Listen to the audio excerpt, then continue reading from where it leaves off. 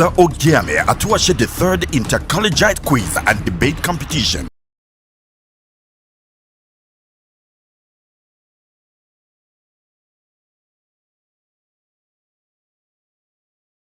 The Ogiame Atuwatse III inter-collegiate quiz and debate competition is proudly presented by the Office of the Sole Representative of the Olu of Warri to the NMPCL in conjunction with Kora Care Foundation and proudly sponsored by Rokotech Integrated Services Nigeria Limited and Ali Innovative Nigeria Limited. Ruth Gender Foundation. Media partners Atlantic Media and TV Group, Kora Radio, Prime Gossip Gazette, and Oyo-Ekòró TV.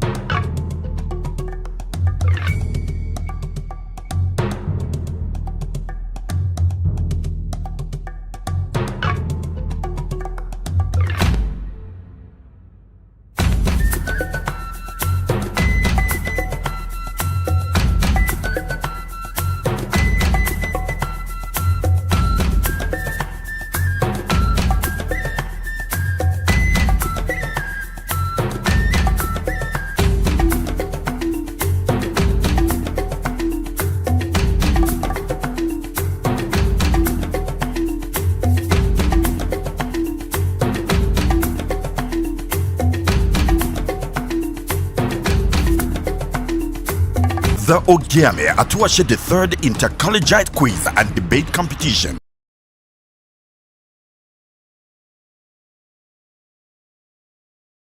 Atlantic Media and TV. Drums rolling.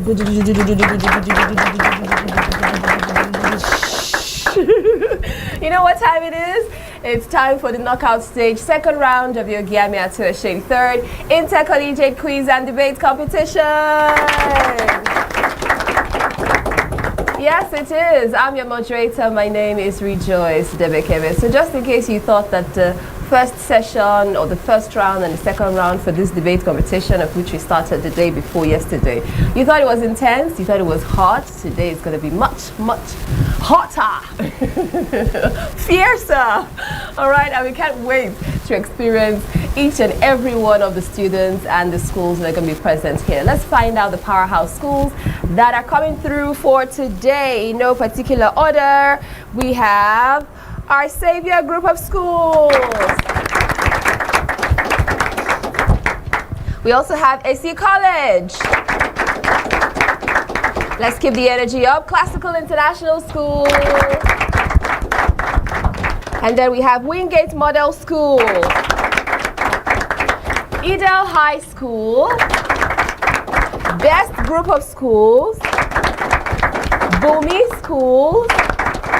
Majority Schools, Dornuma College, and St. Michael Hall High School. Awesome.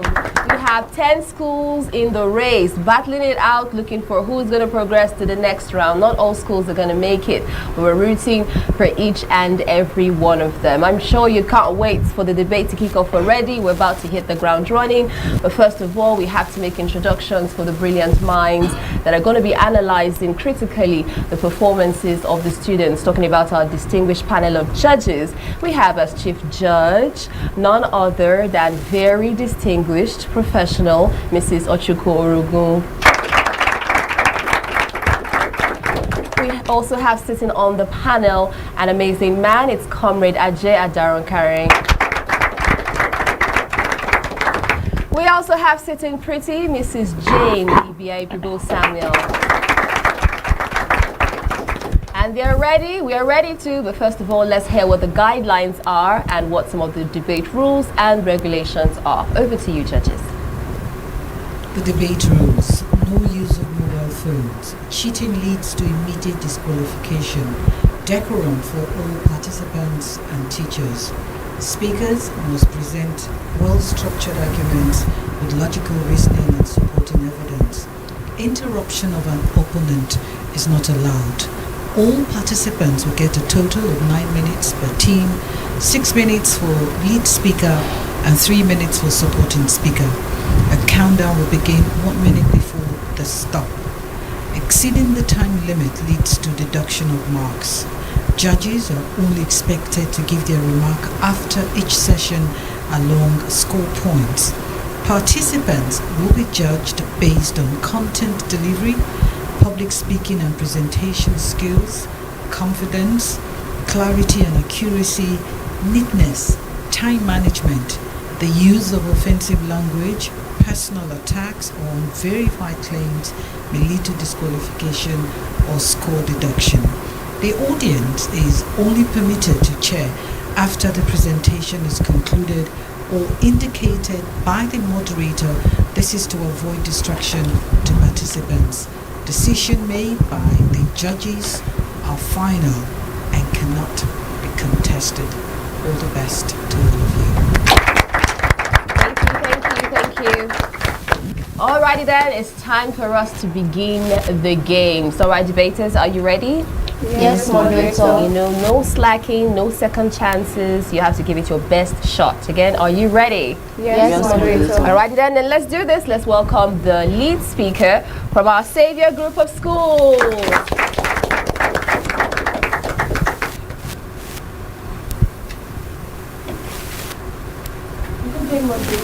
Impartial panel of judges, accurate timekeeper, co-debaters, my audience and viewers out there. Standing here is Okuti Daisy, a student of our Savior Group of Schools, Saple. The motion before me is environmental pollution from industries a bigger trend than economic benefits. I am strongly of the view that environmental pollution from industries is a bigger threat than economic benefits. Environmental pollution can have devastating and long-lasting impacts on the ecosystem, human health, and the economy. While economic benefits from industries can be significant, I would argue that environmental pollution can be a bigger threat for several reasons. One is air pollution. Industrial activities cause air pollution. Emissions such as fumes, exhaust, and other gaseous waste contribute to air pollution. People inhale polluted air with what consequences? Look around you. Many people are suffering from respiratory problems, cardiovascular diseases, cancer, and other health issues, resulting in significant healthcare costs and lost productivity. Go to the hospital, you see a lot of them there chasing one form of treatment or the other. What brought about these illnesses? Inhaling of emissions from polluted air. Companies like Seplat, NNPC, Texaco, and the rest of them have oil wells in the midst of communities with people living around. These people breathe in polluted air from the emissions produced by these oil wells, causing them to have health problems previously mentioned. Emissions from industries put human life at risk. How can you compare this to the transient benefits industries can offer? Pollution-related illnesses has led to increased healthcare costs for individuals and governments. 2 is water pollution. Industrial waste and runoff contaminate water sources. Many industries release waste and runoff into water bodies like streams, lakes, rivers, and even oceans. Different species of aquatic life exist in these water bodies. What do you think this chemical waste does to the aquatic life in these water bodies? Keep them safe? Of course it harms them and makes the water unsafe for human consumption. Sad to say, many aquatic life are no longer existing today due to water pollution by industries, and many individuals, especially those in the villages who drink water from these water bodies, fall sick and die in numbers. No wonder hospitals are recording so many deaths year in, year out. What economic benefits can offset this? Industrial waste and runoff contaminate water sources, harming human health and aquatic life and impacting industries like agriculture and fishing. 3 is soil contamination. Industrial activities has led to contamination of the soil with heavy metals like lead, mercury, arsenic, cadmium, and other pollutants. This has impacted agriculture and ecosystems, as well as contamination has reduced soil fertility, affecting plant growth and agricultural productivity. In those days in the the early 90s, before the advent of industries in Nigeria, the soil was so fertile that a tuber of yam, for example, could be as big as the size of a toddler, if not bigger. In this modern age of industrialization, how are the sizes of yam? For a basin to be filled with cassava, the farmer would almost harvest the whole farm. There is not enough food because the soil is no longer yielding as it should. This results in too many people going for few food items, causing hike in prices. Industrial activities has contaminated the soil with heavy metals and other pollutants, rendering it unusable for agriculture and impacting human health. 4 is climate change.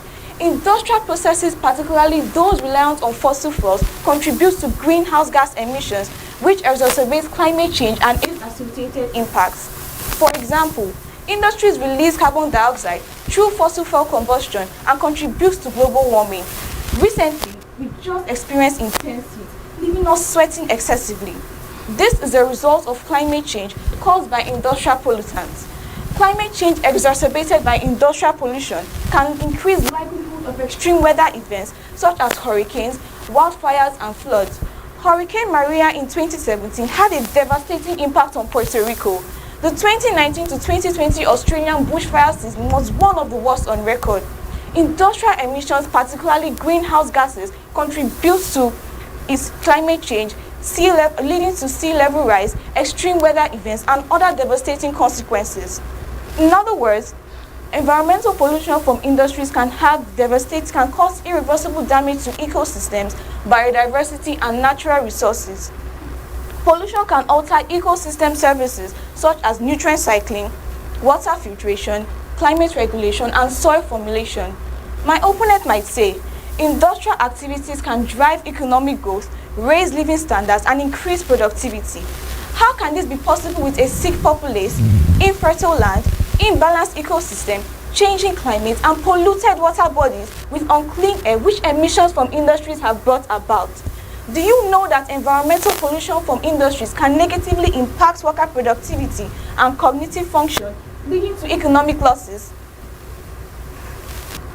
While economic benefits from industries are important, environmental pollution from industries can have far-reaching and devastating impacts on the environment, human health, and the economy as a whole.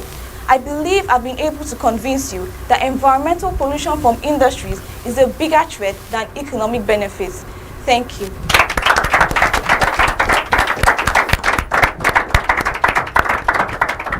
Okay, that's a strong opening there coming from the lead speaker for our Savior group of schools. Now it's time for us to hear from the lead speaker from AC College.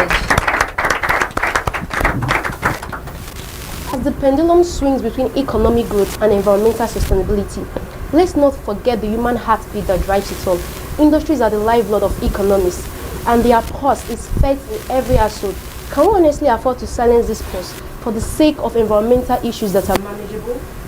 As we weigh the cost of environmental pollution against the benefits of industrial growth, let's not forget that industries are the internal pillars that uphold the tempo of economies, and people's lives depend on them.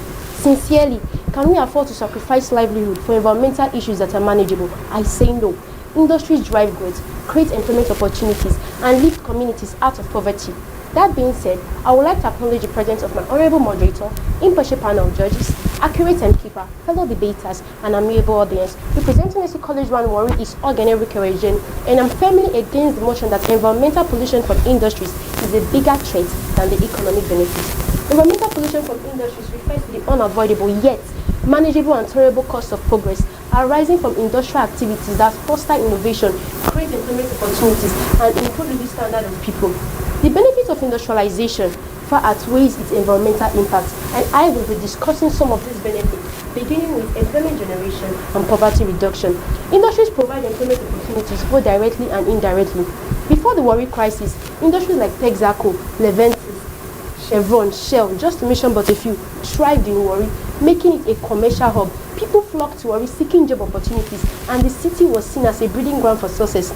These industries created employment opportunities that helped to improve the living standard of people and reduce the rate of poverty. However, after the crisis, which occurred from 1997 to 2003, many of these industries left, leading to a decline in employment rate and an increased poverty.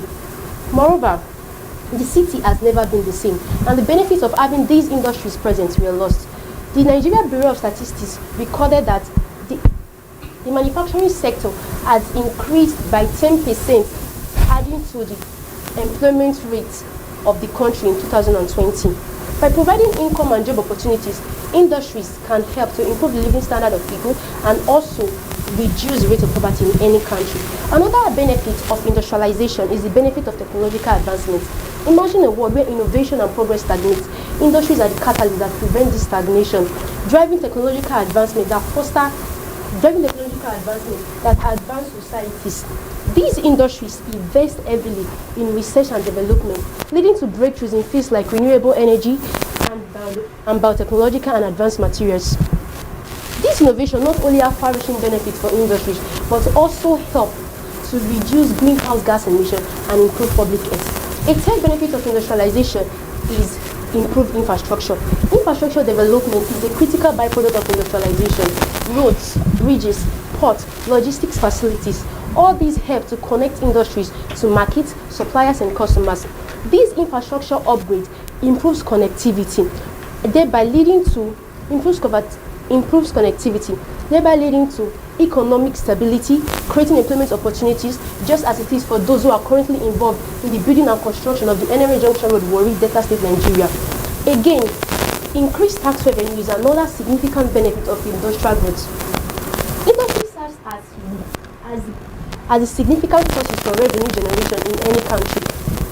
You can see that these revenues gotten from industrial activities actually help the government to fund public services, including healthcare, infrastructure development, thereby making it possible for government to achieve their development goals.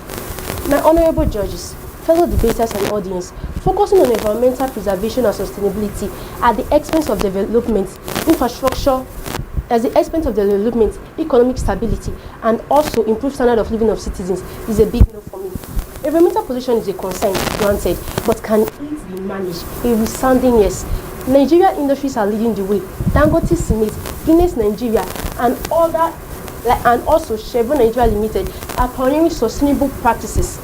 Plus, strategic relocations like the 1980s Lagos to Ogun State move have reduced pollution. Progress is possible. By adopting best available techniques, we can actually help to reduce emissions from industries. Is it any wonder, therefore, that the US has pulled out of the Paris Climate Agreement? Why should a nation remain there when she can actually ensure a harmonious balance between economic stability and also environmental preservation? Please permit me to ask this question. Why worry too much about an ailment that is treatable? Environmental pollution is treatable. What should be more worrisome is the hunger, the joblessness, the malnutrition, the death, or even lack of development that can result or plague a nation resulting from lack of industrialization in the country. My eminent judges, fellow debaters and audience, I would like to conclude by saying that while environmental pollution is a concern, the benefits of industrialization, such as improved infrastructure, increased tax revenue, and all that I earlier mentioned, are actually sustainable. They are substantial and should be and can be achieved alongside environmental sustainability through proactive measures and policies. Thank you. Alrighty then, we've heard from the lead speakers, very calm but very firm and strong opening they have there. Now it's time for us to hear from the support speakers to see how they're going to have a rebuttal for the argument points for and against the motion, just in case you are not in the know of what they are debating on.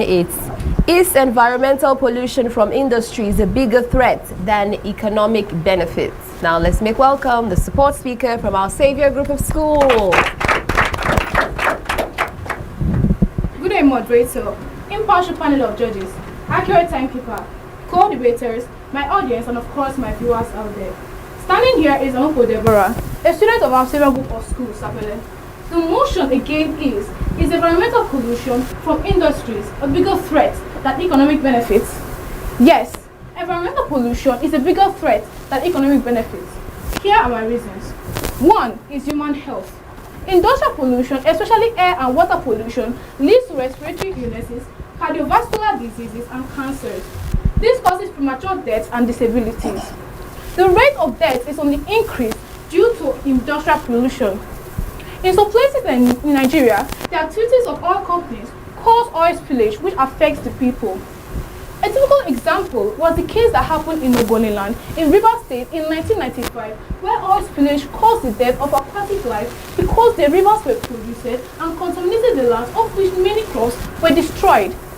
The source of water supply was also contaminated, and even the air was polluted. This led to the illness and death of many of the villagers. But sadly, the outcry for compensation led to the death of many people, including Kensariwa, a prominent personality in Rivers State who championed and founded the movement for the survival of the Ogoni people to bring global attention to the destruction of the Niger Delta, particularly Ogoniland. 2 is ecosystem damage.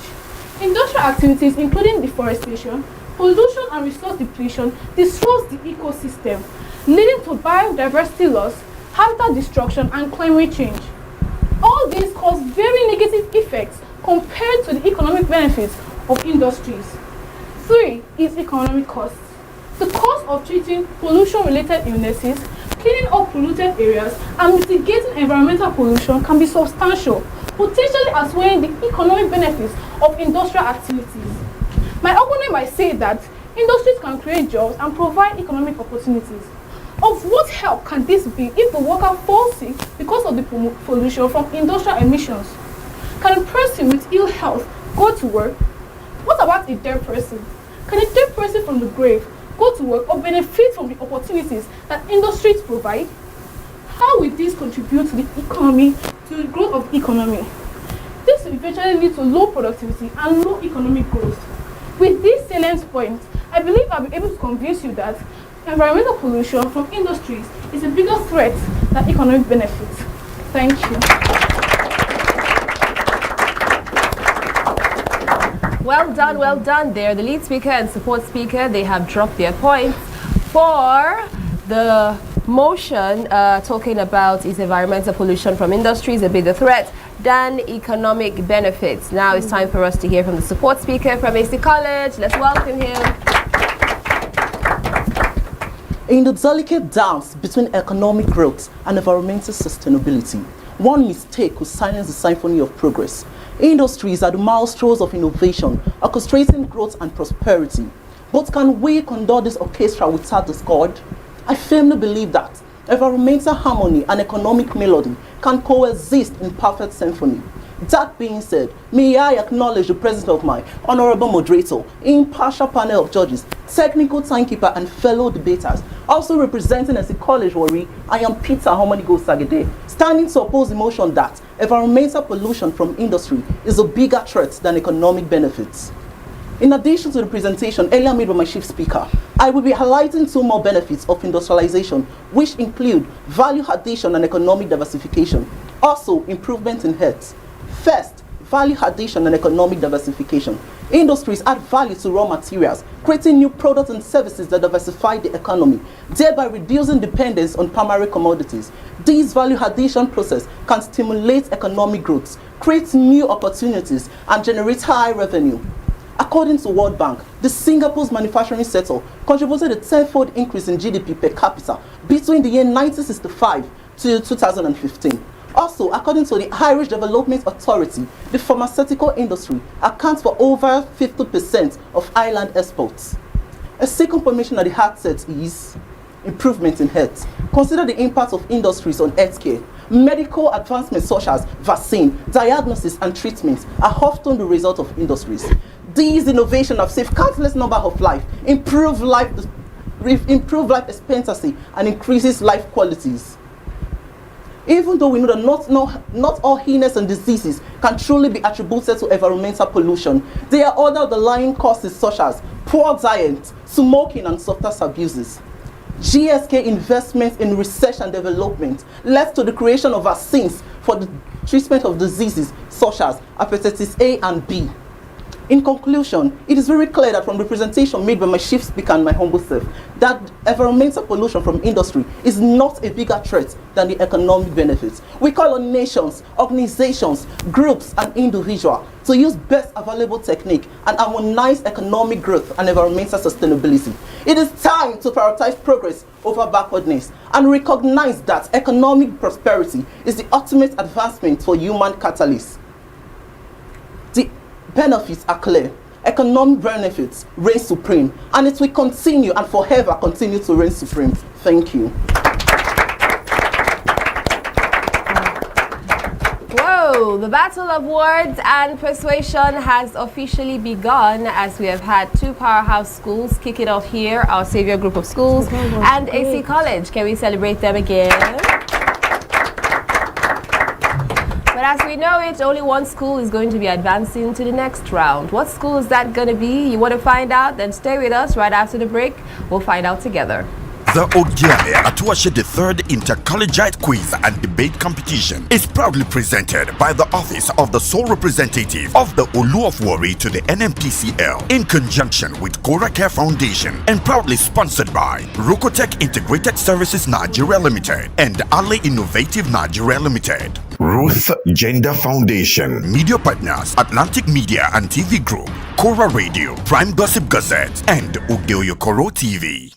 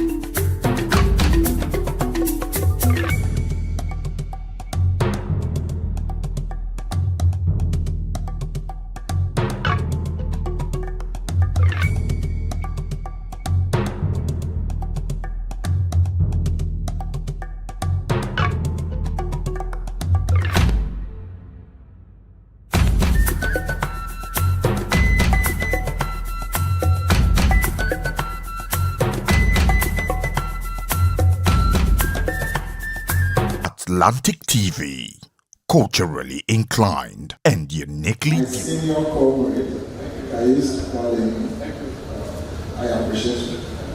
I'm representative of Oyo-Ekòró, His Majesty Ogiame Atuwatse III, Chief Engineer Dr. Wilson Ole. Recognize you. I want to recognize all facilitators, panelists, and welcome all guests, parents, and every worried child present here, especially our students. I actually want to really thank our father and Reverend Monarch. I am humbled and grateful to serving him and the people of Oyo Kingdom. You don't know what it means to be here. Let me shock you. The future of the worried child is a dream I have carried for 22 years. since 2002. So if not for His Majesty, I won't be here today. The dream will still be inside me. Nobody will know about it. So when I say I am humbled and grateful, I want you to know that I'm saying this not because I'm just palace boy. I'm saying it because it means so much to me. I have discussed with Shego Manuel and Eyobe quite a number of times, 10, 15 years ago. We have to read through these different things, but we thank God today we are here. So for my worried child, area. Don't worry, we did here. We play ball for the primary school for Euro Battle. So now we win. The Ogiame Atuwatse III inter-collegiate quiz and debate competition. Don't miss out on exciting news, events, and more. Stay connected by following us on Facebook, YouTube, and Instagram at Atlantic Media and TV. Alright, my name is Desoka, the comedy catalyst of one of Nigerian comedy. Alright guys, back again, yes boss, my name is Osh baby. Ogiame Atuwatse. Yeah, what up people, it's your boy Victor Edi. Girl Niniola. My name is my wife, Ninja Celebrity type man. My papa say, who won't carry cow, waka go, waka follow the cow, I know the life for you. I see you know you're watching the Atlantic TV. Keep watching Atlantic TV. Atlantic TV. Keep watching Atlantic TV. Keep watching Atlantic TV. Keep watching Atlantic TV. Atlantic TV. Informative, educative, interesting, entertaining. Worldwide, international. Don't go anywhere or I'll catch you. Don't touch that die. Atlantic TV. Boom. Atlantic TV. We wanna party. Atlantic TV. Culturally inclined and uniquely different. All things are bright and beautiful going on here. We've had our first session opening out there from our Savior group of schools and of course AC College. And they have done so well. I'm so proud of them. Can we celebrate them? Okay, but of course we're going to have to hear from our judges what exactly they thought about their presentation, and we're also going to find out who's advancing to the next round. If you're just checking in, it's the debate round, it's also the second round, and it's a knockout stage for the Ogiame Atuwatse III inter-collegiate quiz and debate competition. I'm your moderator, it's Rejoice Debekeme here. When you're with me, you don't have a choice but to rejoice, okay? So calm down. Everybody calm down. How are we feeling now? Aha, facial expressions.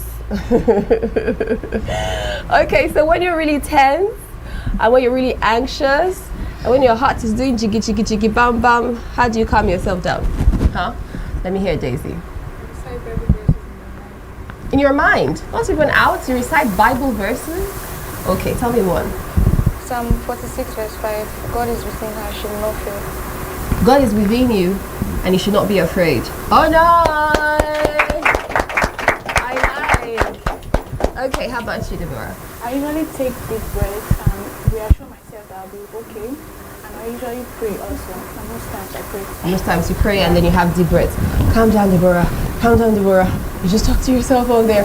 Okay, nice. We like that one too. Take deep breaths, everybody. Breathe in. Okay. Okay. All right, let's hear it. What do you think? I smile. You smile? It keeps me calm. When you're under pressure, you just smile for no reason? Really? Okay, let me try that out. No. If it works for you, that's cool. That's good. How about you? I just sing a song. You just sing a song? Yes. What type of song? R&B or, hip hop? What do you think?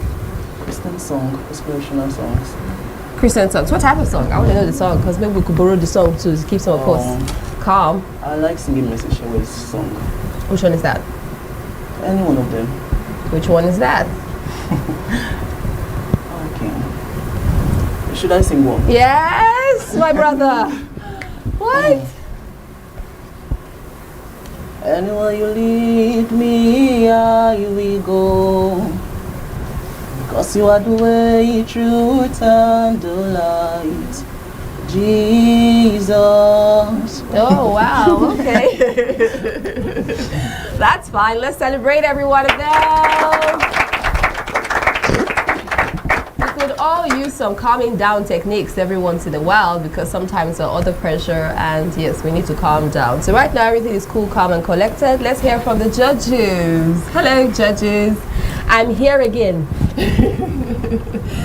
Let's hear your thoughts. Well done to both schools.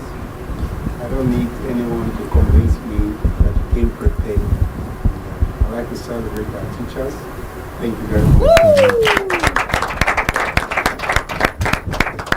Children to do well, obviously, is a function of the input on the part of the teachers. You've spoken very well. The environmental impact assessment report or result on your end says, no. Can a dead man walk? Can a dead man do anything industrialized or whatever? It's quite persuasive, it's argumentative, and of course, it's presentable. But again, you said. Okay, Mr. Action, can you please put the mic on? I think it's off. Just a minute. No, on. Just on, so we can hear you better. Is that on now? You can go ahead. Okay. I think that's better. Please go ahead. All right, like I was saying, it's been quite persuasive, argumentative, and of course, brilliant presentation. And you told us, and the dead man, what would the dead man have to do with industrialization? You need to be okay for you to do anything meaningful. I think I agree with you.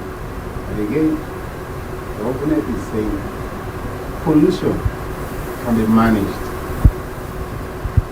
through proactive measures. Okay. Research, just hold that thought for a little bit. Now we'll go for a quick commercial break, and then when we return back, we're going to get back to the judges and hear and find out exactly what your thoughts are on this. Stay with us. The Ogiame Atuwatse III inter-collegiate quiz and debate competition is proudly presented by the Office of the Sole Representative of the Oyo-Ekòró to the NMPCL in conjunction with Kora Care Foundation and proudly sponsored by Rokotech Integrated Services Nigeria Limited and Ali Innovative Nigeria Limited. Ruth Gender Foundation. Media partners Atlantic Media and TV Group, Kora Radio, Prime Gossip Gazette, and Oyo-Ekòró TV.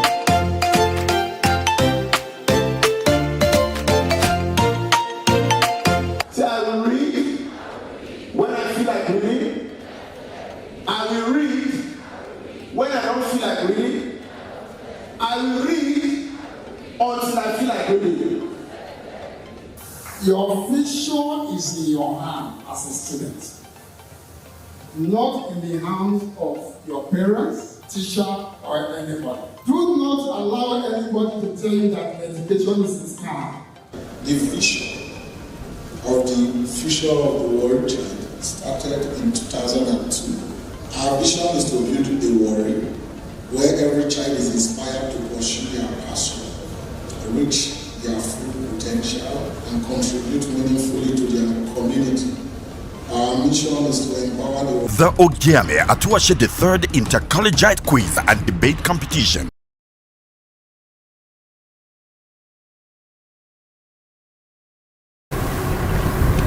We're still here. We're not going anywhere just yet. As a matter of fact, we just kicked off the debate round, second round, knockout stage for the Ogiame Atuwatse III inter-collegiate quiz and debate competition. Rejoice Libekeme is my name. I'm your host and moderator. Now it's time for us to get feedback from our judges on how our Savior group of schools versus SC College performed. Judges, over to you. Thank you very much, Honorable Moderator. Both schools have done very well. your performance suggests good preparation, and of course, that is what we expect. If for nothing is at this level or stage of the competition. You've done very well, and I celebrate your teachers, celebrate you as well. Thank you. However, environmental pollution, and like I said earlier, the environmental impact assessment reveals that pollution has its negative effect, and of course, somebody is saying no. The man that is not healthy, the man that has this challenge, of what benefit is industrialization. And someone else is saying, of course, it could be managed. All you need is just to be proactive. I think also it's tenable. Thank you for your presentations.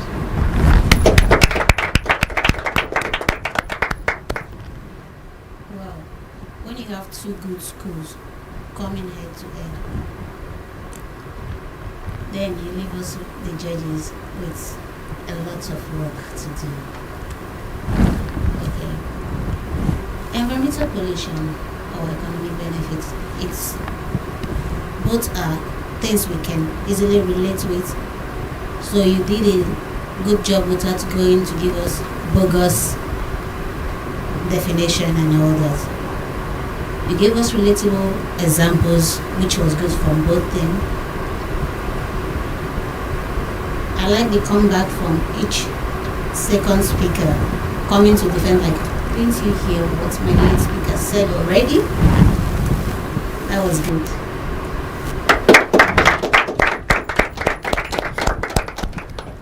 The other judges have spoken and have spoken, and I make it difficult for us, especially when we have two good schools, debating. So since it's a knockout stage, one must go. And I try to be as fair as possible. Thank you.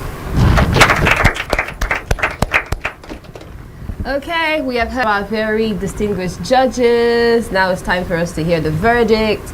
Who is progressing to the next round? Okay, fingers crossed. Everybody breathe, calm down, say your prayers, do everything you need to do. The moment and the hour has come. For our Savior group of schools, they came through with a total of 44 points.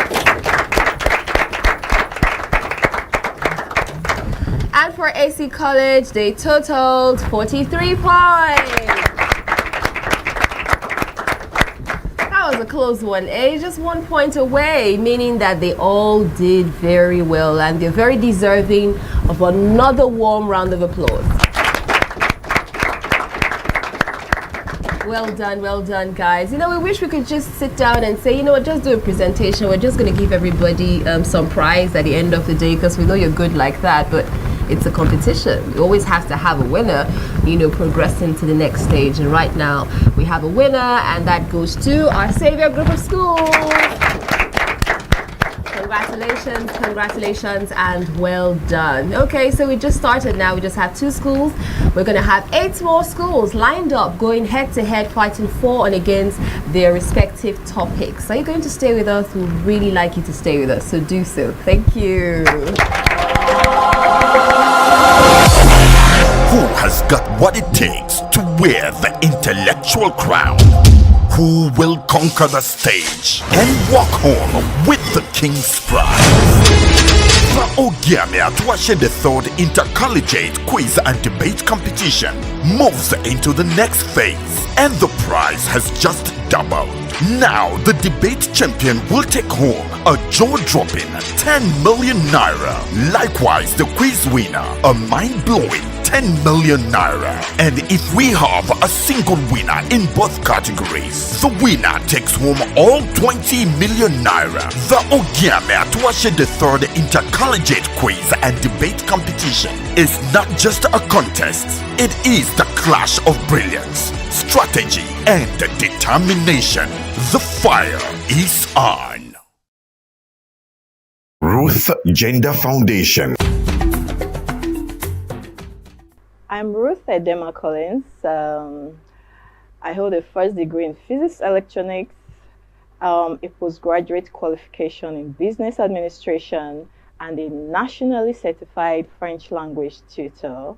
Career-wise, I'm an educational facilitator. I'm the managing director at Atlantic Media and TV, and I'm also a director at Rukotech Integrated Services Nigeria Limited. I'm a wife and a mother, and I like dressing up to show up. Yeah, so that's basically me. Thank you.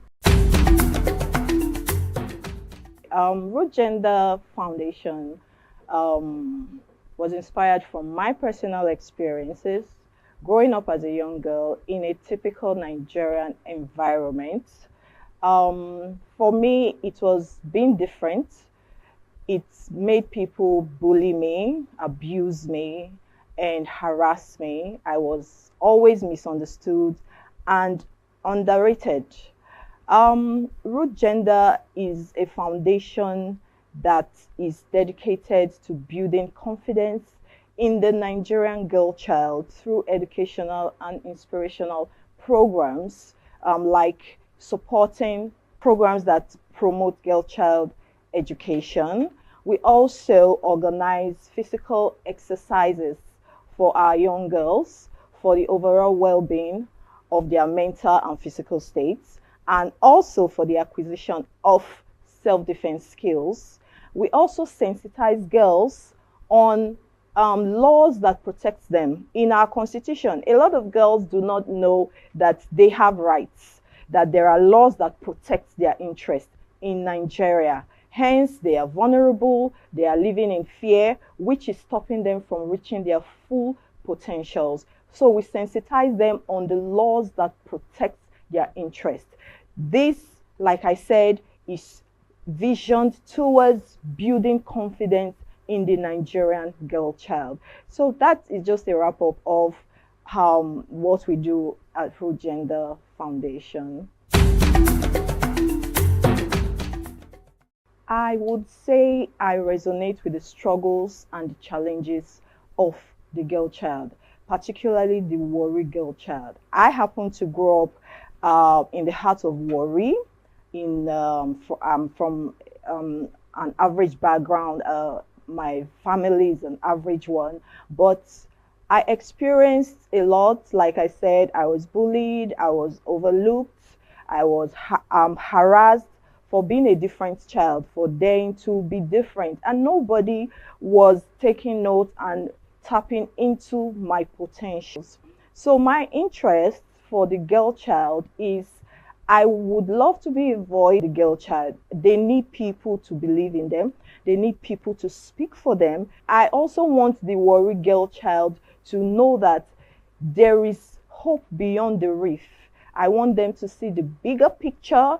I want them to know that they can compete on global platforms. They can compete on international platforms, and they can do very well. We have the likes of Ada Gold, or Maumi, and the rest of them.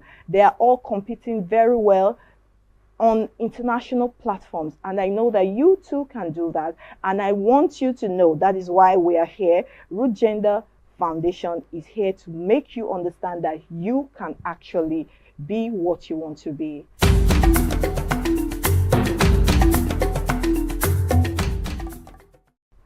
As part of our objectives at Root Gender Foundation, we are dedicated to promoting girl child education. Like I said, I represent the brand Warri Girl Child.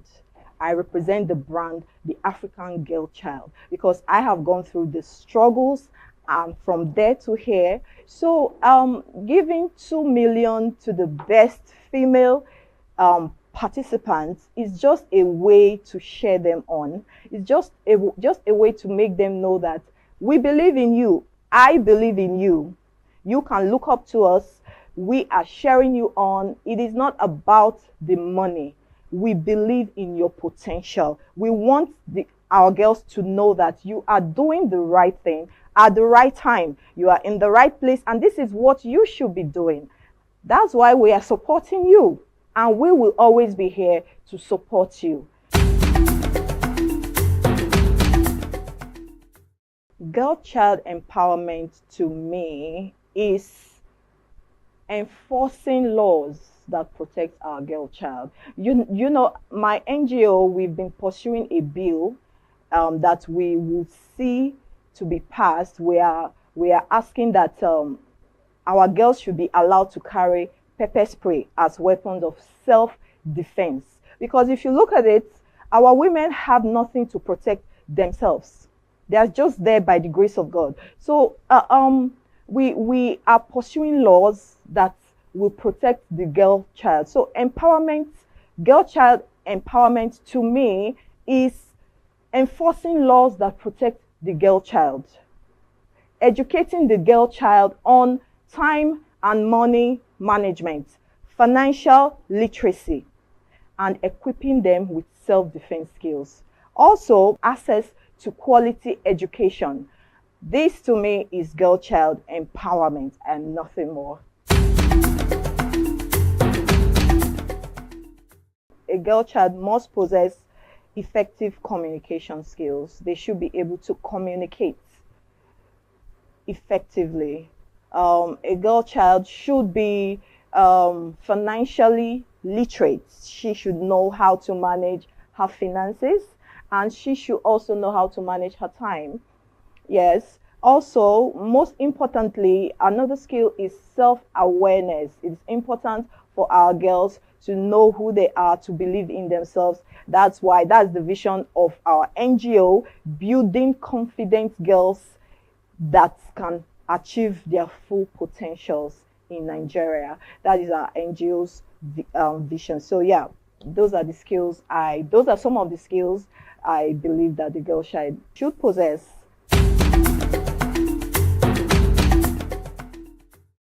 She needs role models. She needs people that have dared that path and have made it. Our young girls need role models. That's why we have to do the work. We have to bridge the gap. We have to share them on like we are doing. You can achieve your dreams. First, you have to make education your best friend.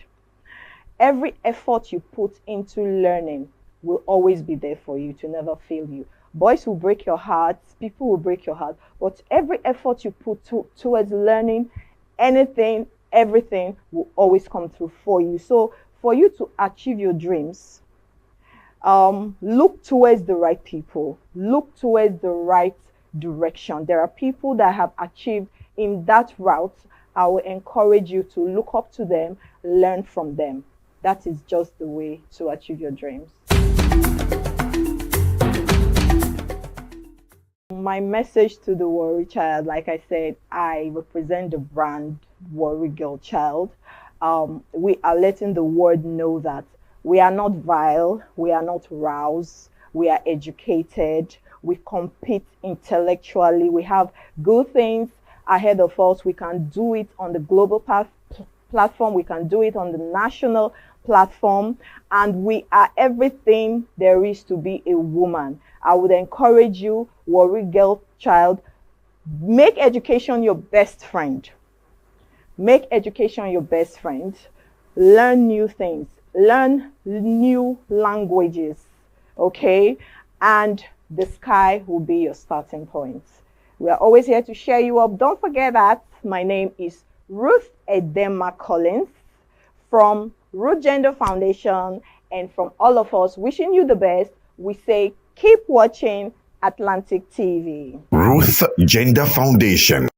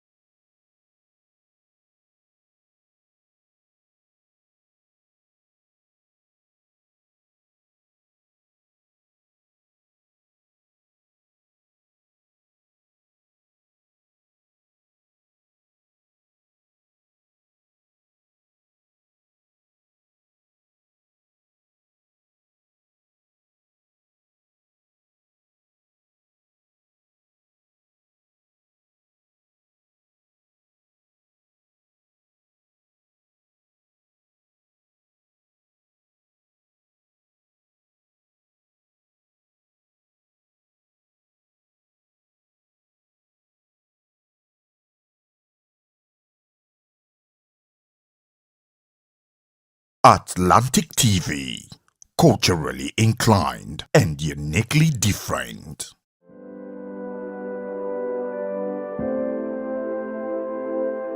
Comrade Ogiame Atuwatse III is my name, and I'm happy to be with you.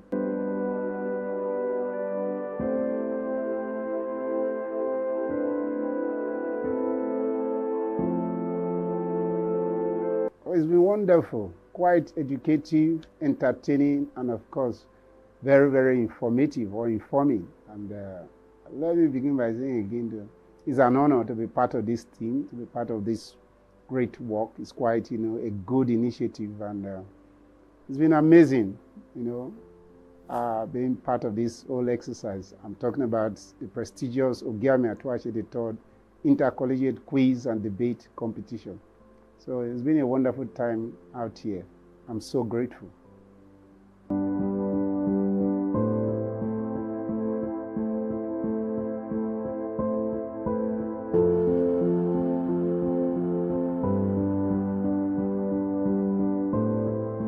Well, from my little observation and of course the assignment given to me, looking out for content delivery, looking out for public speaking ability, confidence and the likes of it.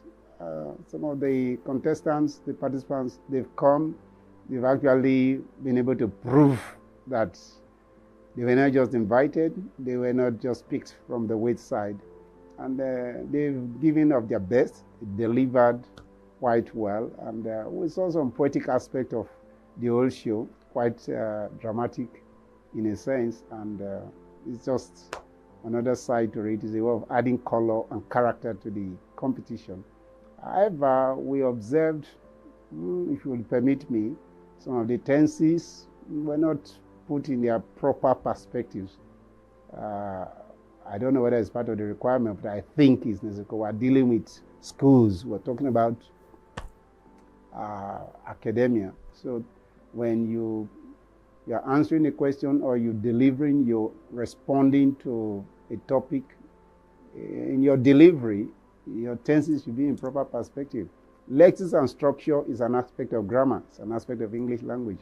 So we took note of one or two cases, and we believe the teachers, the instructors, those who are in charge, they took note of our observation, and they will do the needful, especially those who will be graduating, qualifying into the next round. So we want to see a good combination of good skills, mental skills, academic skills, and the likes of it. Because that's the beauty of the whole exercise. The sponsors of this scheme, they've thought of so many things, and they've tried to put so many things in place for us to have this. So I commend them, and of course, again, I say kudos, and to God be the glory.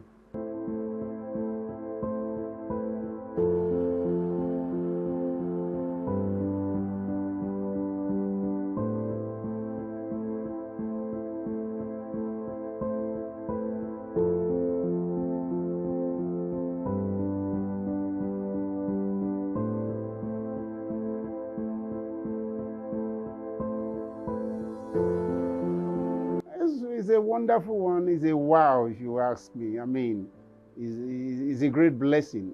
The amount in question is a whopping sum, and I mean, it's not easy to come by such an initiative these days. So to say, everybody's looking for money. Those who are keeping their money. So if someone, an institution, in this instance, His Majesty, decided to do this, I think it deserves an applause and prayers, if you would ask me. I mean, those who are in support or who are watching. In fact, besides, this is the maiden edition, so meaning, God willing, we'll have another edition after now. So, but let me assume this is the only one which I know will not be. Oh, no.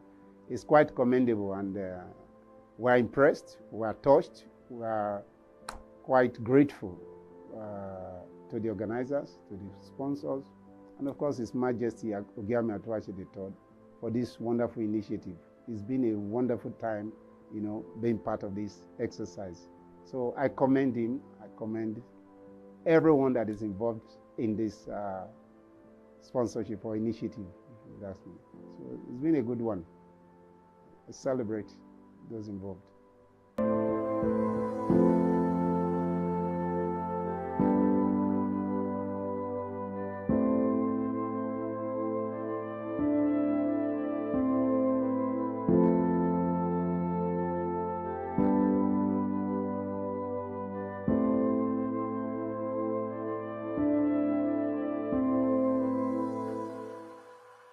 Yes, very well. I'm a strong advocate, of an initiative of this nature. It's worth emulating, and of course, as many that are watching us, as many that have heard one way or the other, if you have the means, or you can afford it. Why not? We're looking forward to your sponsorship. Actually, in the course of the competition, we got to know there's another aspect of it, which is the Root Gender Foundation thing meant for the best female contestant. So I just said to myself, I wish we could also have the Boaz or any other name you want to give it, give to it. Male foundation as well to encourage. The Ogiame Atuwatse III inter-collegiate quiz and debate competition. Ladies and gentlemen, boys and girls, scholars and geniuses, welcome back again to the knockout stage of the Ogiame Atuwatse III inter-collegiate quiz and debate competition. I'm still here, not going anywhere just yet. I'm your moderator. It's Rejoice Debekebe here. And we've had some very thrilling, exciting presentations from different schools so far. I know on the first day we heard a couple of things. It was yesterday, I heard something like, before I symbolize my symbolism. I'm like, what is going on here? And then I was flabbergasted and overwhelmed and awestruck, and lots of words flying in the air. So we're going to see more of those today. Of course, we also have presentations from schools and participants, debaters, with a lot of swagger, a lot of dramatics and all of that going on. We don't know what's in store for us. You have to stick around and wait for it. We have two powerhouse schools in studio. We have Wingate Model School and Classical International School. And they're going head-to-head against themselves on the topic, can agricultural technology solve food scarcity in Nigeria? Okay, let's hear what they've got to say. Audience, are you ready? Yes, moderator. Judges are ready. Audience is ready. Debaters, are you ready? Yes, moderator. All right, let's do it. Let's make welcome the lead speaker from Classical International School. Yes, agricultural technology is a therapy. In our modern Nigeria, our beloved country, it is scarcity of an high population of about 232.7 million people as at 2024 estimate, with 87 million people living below the poverty line as at 2023 estimate. Agriculture can be seen as a child of necessity. It can be seen like the last resort, like central banks to commercial banks. It can rank up veritable cultural instrument to salvage our motherland of this food scarcity at present and future. With this prologue, I'm obliged to say, good day, Royal Majesty, impeccable panel of judges, meticulous timekeeper, diligent moderator, co-debaters, and my distinguished ladies and gentlemen. My name is Sam David from Classical International School, vigorously supporting the motion which states that can agricultural technology support food scarcity in Nigeria? Nonetheless, it is pertinent for the keywords to be demystified. Agriculture, according to Oyo-Ekoro, in its Model Tech 2012, can be defined as the cultivation of soil and the rearing of animals for man use. Technology is seen as a tangible and intangible machinery employed to do work. The new also advanced dictionary learners further define technology as the scientific knowledge in practical way and machine used in industries. No wonder the father of anthropology, Sir Edward Taylor, used technology in his definition of culture. Scarcity, according to S.A. Ade, in its essential economics for senior secondary school, defines scarcity as the limited supply of resources for the satisfaction of unlimited wants. The first reason for my proposition is that, as we all know, millions of Nigerians are struggling over food scarcity in Nigeria. Nigeria, with its vast and favorable climate, has the potential to become the food basket for Africa. However, the country agricultural sector is faced with numerous challenges such as inadequate facility, low productivity, and limited access to market. This is where agricultural technology comes in, a game changer that can help Nigeria overcome these challenges and also ensure security of abundant food supply in the country. The second reason is that agricultural technology can also substantially lead to the cultivation and implementation of massive farm pieces of land with the use of tractors, bulldozers, etc. This can accommodate varied and varieties of crops for the abundant supply, hence solving food scarcity in Nigeria. Thirdly, agricultural technology can also aid the necessary replenish and improve soil fertility by liming, fertilization, and also organic manure application. This can catalyze germination, luxuriant growth and technology, and also the development. It's in the eye of this that the founder of organic manure advocated that organic manure is the way of escaping food scarcity in the country, sequel to industrial revolution. Thus, the first publication and lecturing of organic farming in 1925 advocated the ability of technology to supply food in abundance in energizing and populated countries. This is also in the view of the International Federation of Organic Farming Movement 1996. Fourthly, agricultural technology can also control pests and diseases which lead to food scarcity in the country, hence producing availability or supply of food in the economy. Fifthly, the carriage of large and heavy farm produce and input or harvested produce in the products can also lead to hectic and frustrating the farmers. Hence, with the use of agricultural technology, it can lead them to the allocation of their various locations with the use of these machineries produced by technology. From this perspective, isn't it evident that agricultural technology can reduce food scarcity in Nigeria? Of course, yes, it is. Agricultural technology can also substantially lead to the cultivation and also the implementation of industrial growth and creation of jobs. With the use of precision agriculture, such as satellites, drones, it can lead to the optimal utilization of farm produce, knowing when farm grow, leading to the abundant supply of food. This is also seen in the Asian tigers, making them self-independent. These Asian tigers such as China, Tokyo, Japan, which are known as one of the leading populated countries.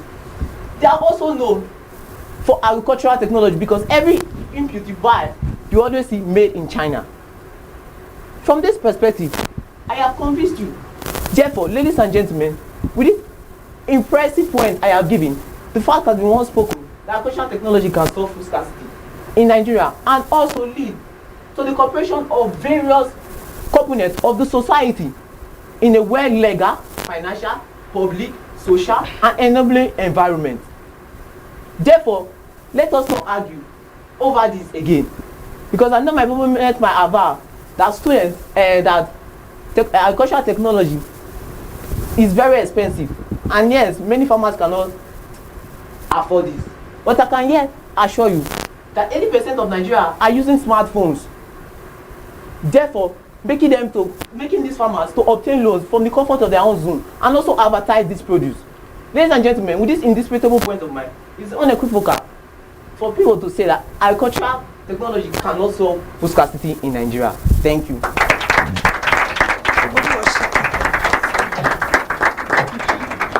We started out there with a lot of gesticulations. We've had the lead speaker from Classical International School. Now let's welcome the lead speaker from Wingate Model School.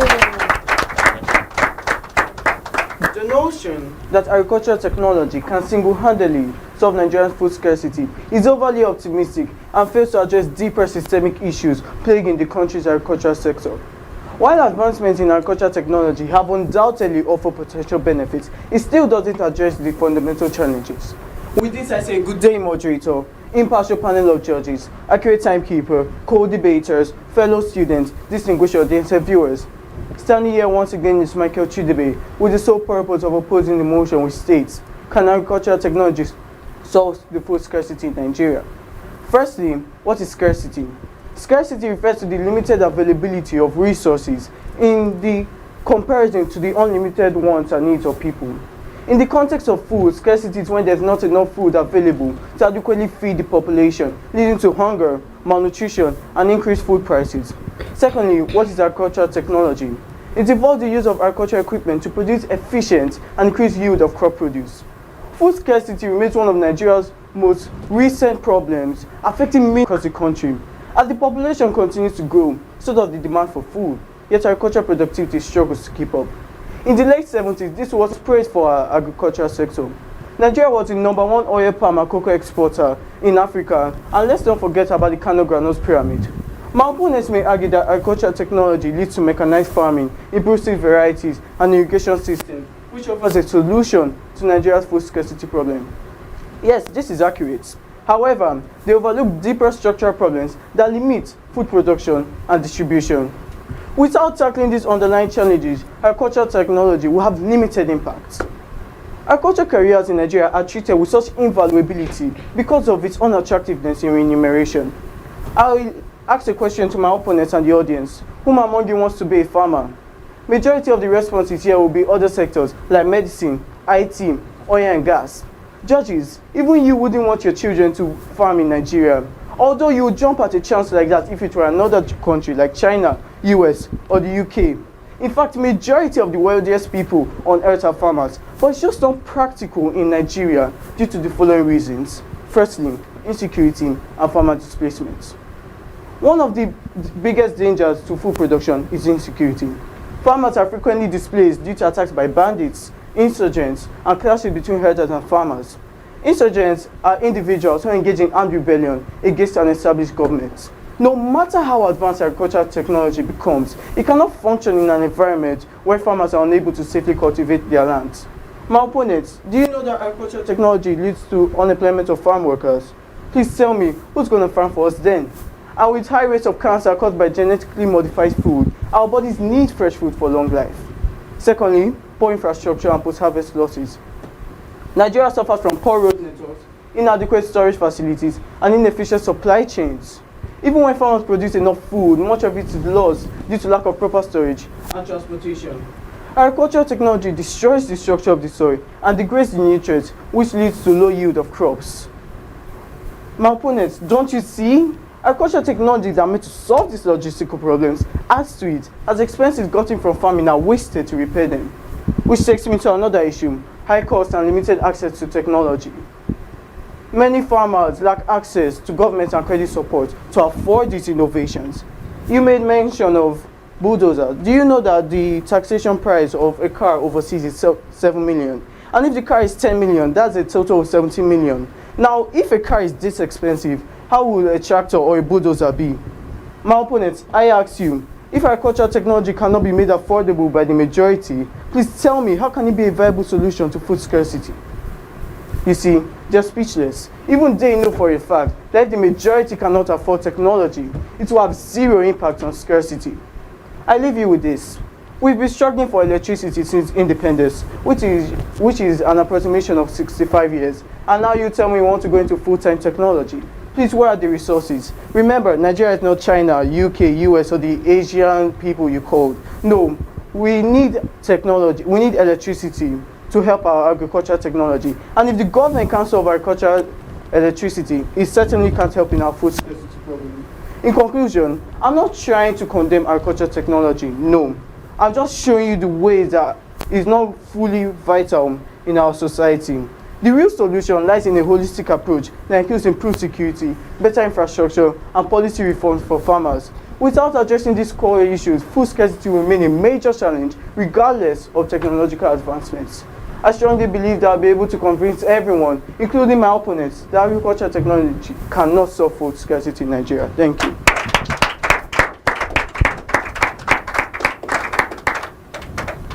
Okay, we have seen a display from the lead speakers going on there where brilliance meets boldness, and of course we have voices sounding like thunder, accompanied with lots of dramatics and gesticulations going on there. They have set the pace, they have opened the floor. Let's see how the support speakers will follow. Now let's make welcome the support speaker from Classical International School. Technology is changing our world at an astonishing pace. Its sweeping changes can be found everywhere, and they can be thrilling and terrifying at the same time. This assertion is by Daniel Ngape in this Nigerian newspaper on Monday 31st March 2025, volume 10, number 38. Agriculture, though started with a prehistoric man, continued in a historic age. It has become an adaptive imperative method to our contemporary food scarcity environment. With this, other protocols duly observed, as my first speaker has done justice to it. I am Dorinda Favor, the second speaker, an ambassador of Classical International School, vigorously in support of the motion, Can Agricultural Technology Solve Food Scarcity Problem in Nigeria? Yes, of course, agricultural technology can overtly maintain and sustain the health care of crops and livestock via instrumentality of inoculation, vaccination, vaping, among others. This ensures growth and bumper harvest for adequate food supply, hence solve food scarcity problem in our dear country, Nigeria. Secondly, agricultural technology can employ irrigation and drainage to the system, solving food scarcity in our beloved country, Nigeria. Thirdly, economic history can endubate the philosophy that agricultural technology can solve food scarcity, in a sense that Reverend Thomas Malthus enormously envisaged in the year 1798 that population will grow in arithmetic progression, while food supply will grow in geometric progression. This is because he didn't avert his idea to the emergence of agricultural technology solving food scarcity problem in Nigeria.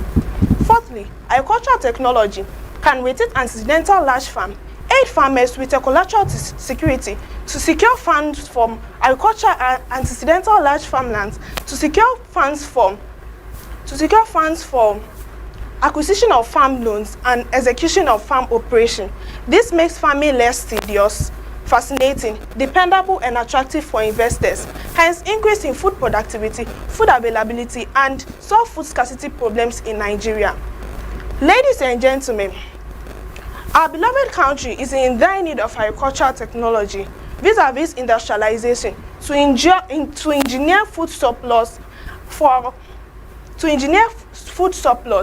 better growing economy and better standard of living, despite its challenges such as illiteracy, corruption, maintenance costs, affordability, as well as pollution. It is my frantic conception that if we adhere forthwith to this messianic approach, food scarcity will be an aberration in Nigeria. Thank you.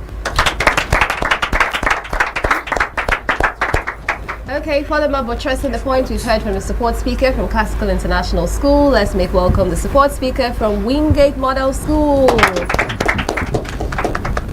While it is true that technology indeed has the potential to improve agricultural productivity, it is often misleading to assume that it alone can put an end to food scarcity in our country. With this I say, good day moderator, impartial panel of judges, accurate timekeeper, my co-debaters, and of course my esteemed audience watching from far and near. Standing before you all today is none other than Emiko Oreruche for the sole purpose of opposing the motion that says agricultural technology can put an end to food scarcity in Nigeria. First of all, although it is true that agricultural technology is not to improve productivity, the problem of food scarcity in Nigeria isn't merely about production, it's about accessibility. And today, several conditions such as bad roads, inadequate infrastructural facilities, and even poor working conditions all culminate in significant post-harvest losses. According to the research made by FAO expert Ibrahim Ishaka, he stated Nigerians lose about 50% of agricultural produce per year due to these infrastructural deficiencies, and when not effectively managed and taken care of, it is impossible for any advancements in technology to ensure that the produced food can reach those who need them. Moving on, high cost and high expenditure. Last week, my mom and I made a trip down to the market in search of cooking items, and upon crossing the rice stall, we were informed by our customer that the price of bags of rice had increased from 75,000 naira to 92,000 naira, all in the span of 2 weeks. Now, this is without the implementation of advanced technology that my opponents are pushing for. Looking at statistics, I think we can say that implementing technology into the agricultural sector will result in an increase in capital, and this increase in capital will also result in a corresponding increase in the price of bags and rice. Is this really realistic? What's the point in increasing productivity when Nigerians can't even afford the prices of the goods you are trying to market? You claim to be finding a solution to food scarcity, but all I see is you worsening the situation for Nigerians or low-earning Nigerians everywhere. Moreover, several other factors that we have are misallocation of government funds and corruption. Are you aware that our former Minister of Agriculture, Oyo-Ekòró, he studied French in his tertiary institution? Look at this. Isn't this ironical? How do you claim to study French? You participated in French and you obtained a master's degree in French, and yet you are appointed as the Minister of Agriculture in Nigeria. Of course, it was Buhari that put him there, and this goes as far as to show us how deeply corruption runs in our system. He can't contribute anything into agriculture when he never had any prior experience in agriculture. Now use that and compare it to Professor Chukwuebuka, that the president or the minister or the former minister of health who fought against Ebola in 2014. He was able to do so because he was experienced in the field and he got his degree in medicine. So looking at these two conditions, Nigeria, who was able to do both of these things, is no problem, or it's no surprise that we are struggling with technology today. In conclusion, if we do not take advantage, or if we do not solve the factor of human factors, or if we do not solve the issue of human factors, it will be impossible for agricultural technology to put an end to food scarcity in Nigeria. Thank you.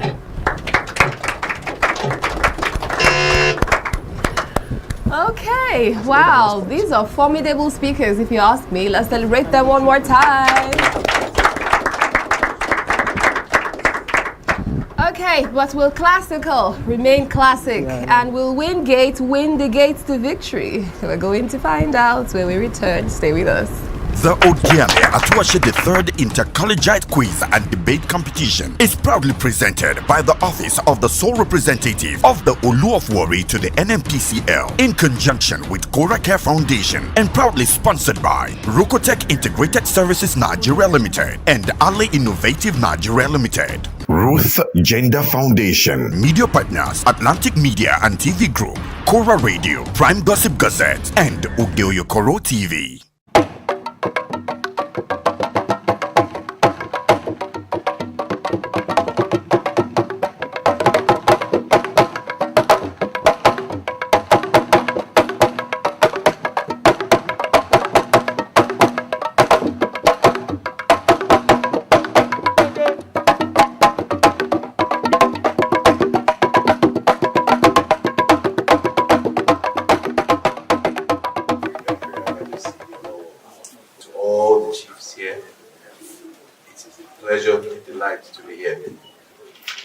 Personal.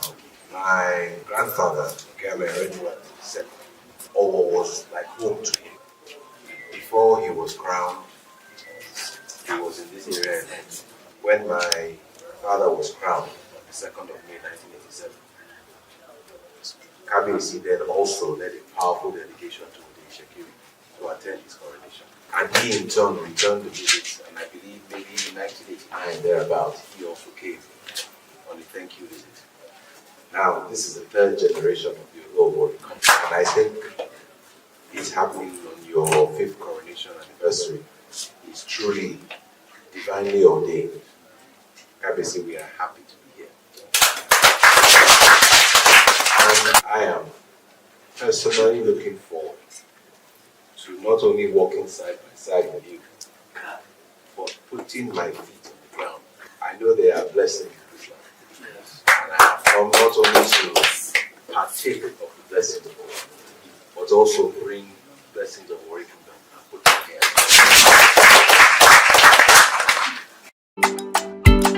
Akorufoma imeromu ewe mumirawa o uye mama biko meyeri kugbofo uye bo marufe emoru ye bo marufe uye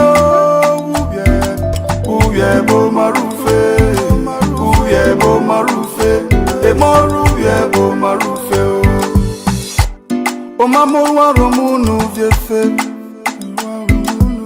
emoru ye mebiko meyeri kugbe ororu yeru marawane afefe bubu Orowa wivo imegbigbe viebo marufe, uviebo marufe, emoru viebo marufe. Atlantic TV, culturally inclined and uniquely different.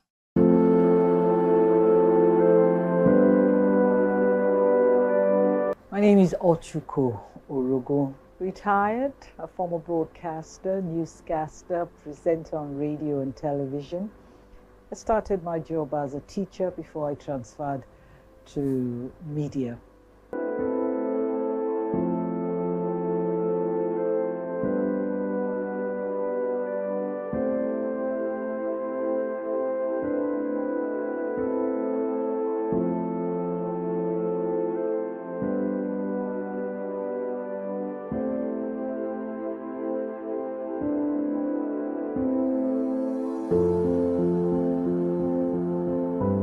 Well, let me make a confession here. If I wasn't a judge in this competition, I will never believe that these students came from Delta State, especially in Warri.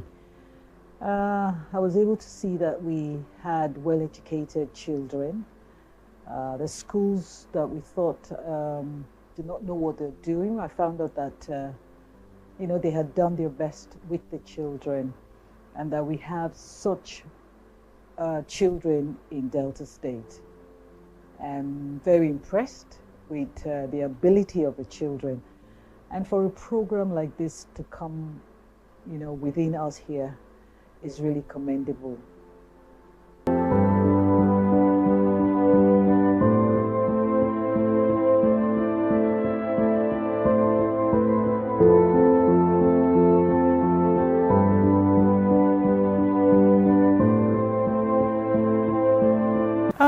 It's something, it's very innovative. What we normally hear is beauty queens and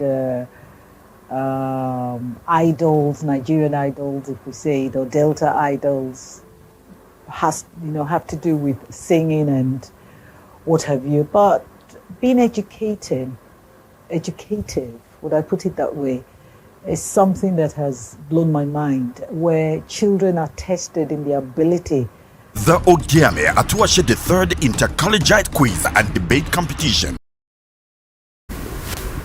Whoa, what a thrilling session we just had there now, filled with a lot of passion, precision, and powerful points that have been dished out from both schools, talking about Classical International School versus Wingate Model School. Let's celebrate them. Okay, it's the knockout stage for the Ogiame Atuwatse III intercollegiate quiz and debate competition. And right now it's time for us to hear from the people who are saddled with the responsibility. It's such a tough job. I don't admire you right now. Choosing between the schools. Let us celebrate our panel of judges as they share their thoughts with us. It's indeed a tough job, especially when the students go back and do their homework properly, understand the topic, and deliver. Or I would say, I enjoyed listening to you guys, giving us real life example, giving us statistics that we really can relate with. It's been good.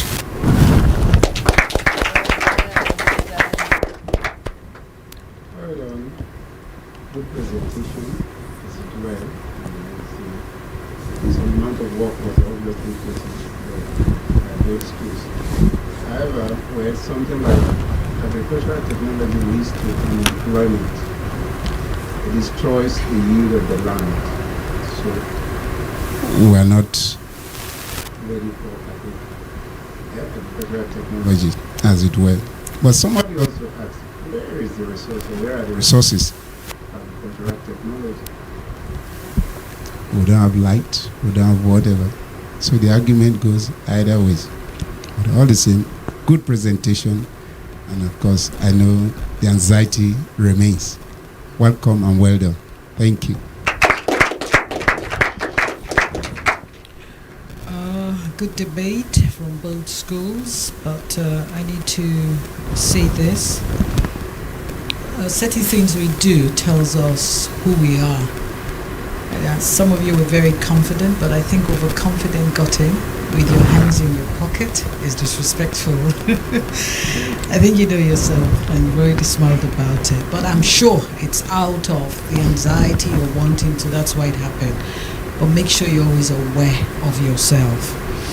Now, talking about agricultural technology, it just got me confused. I don't know, a lot of talk which I didn't understand. But where the second opponent were against certain things, it came to me, especially when they say that how can we go into technology when the little are being stolen from the farm? And I remember what happened to me. You asked the question, who wants to be a farmer? I almost raised my hand. It's something about having your farm in your house.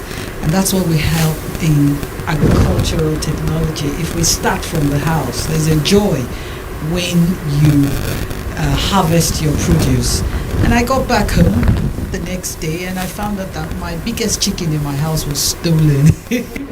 And I kind of agreed to what you said. It's a long way anyway, but I know that what we propose for Nigeria, if young minds like you people can get us going, we will surely be able to achieve. Thank you. Oh wow, another warm round of applause. Come on, come on. Well, after all the fire and the spilling of facts going on there, we have to unveil the results. But just a little icebreaker before we do that.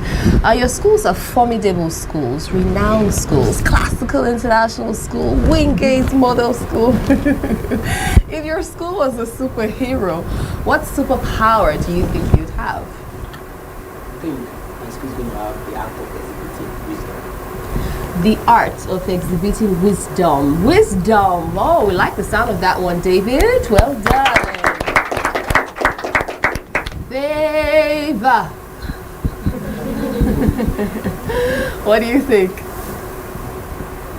The ability of determination.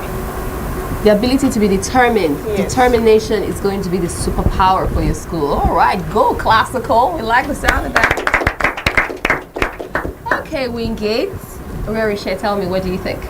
So if our school were to exhibit a superpower, I think it would be perseverance. Perseverance? Yeah. You can persevere. Yeah, no matter the challenges. No matter what it is. Yeah. Okay. Alrighty then. Let's hear from you now. Go ahead, Michael. A display of dominance. The display of dominance. Dominance. I felt like I saw that when he was doing his presentation. Did you see some dominance reflect going on there? I know, right? All right, go Wingate. Let's celebrate them as well. Wonderful. So it's Team Classical versus Team Wingate. Powerful presentations going on there, but it's time for us to unveil the scores. Who is championing and moving to the next round? Let's find out right about now. For Wingate Model Schools, they came through with a total of 42 points. And then for Classical International Schools, they totaled 38 points. Well done to both schools. You guys have done amazingly well and we are super proud of you. The game is not over just yet. It continues in a little bit. Please stick around and stay with us and keep your comments coming in. Keep your likes and your shares coming in across our social media platform at Atlantic Media and TV. We'll be back shortly.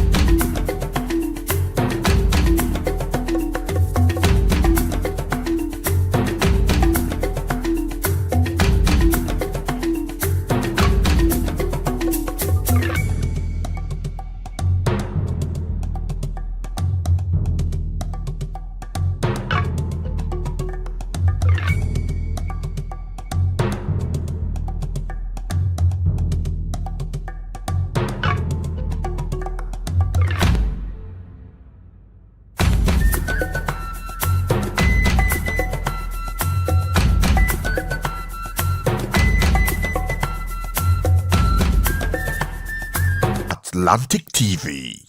Culturally inclined and uniquely different.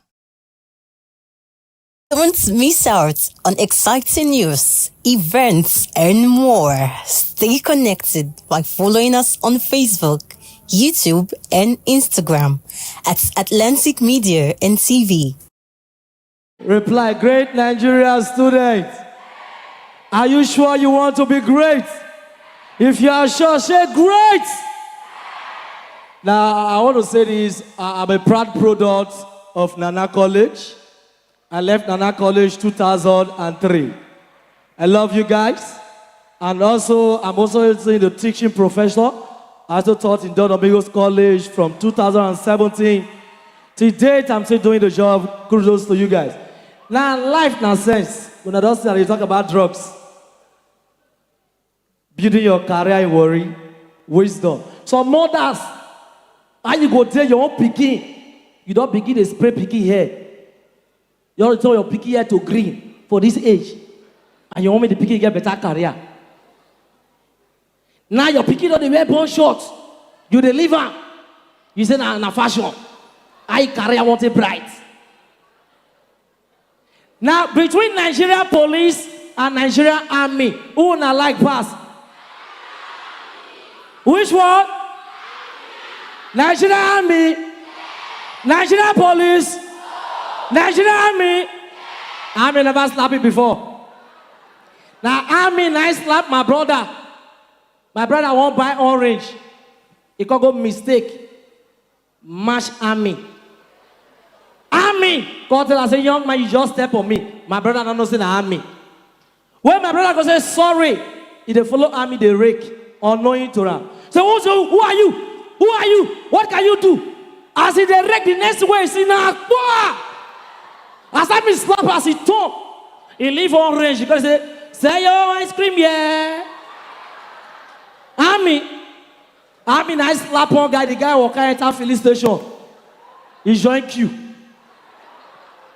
They motor back. Oh gallon he did there. As I said for motor, he go throw one step.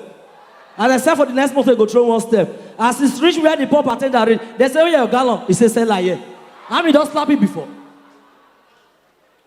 Not triamo. Nigerian army. They talk about Nigerian police.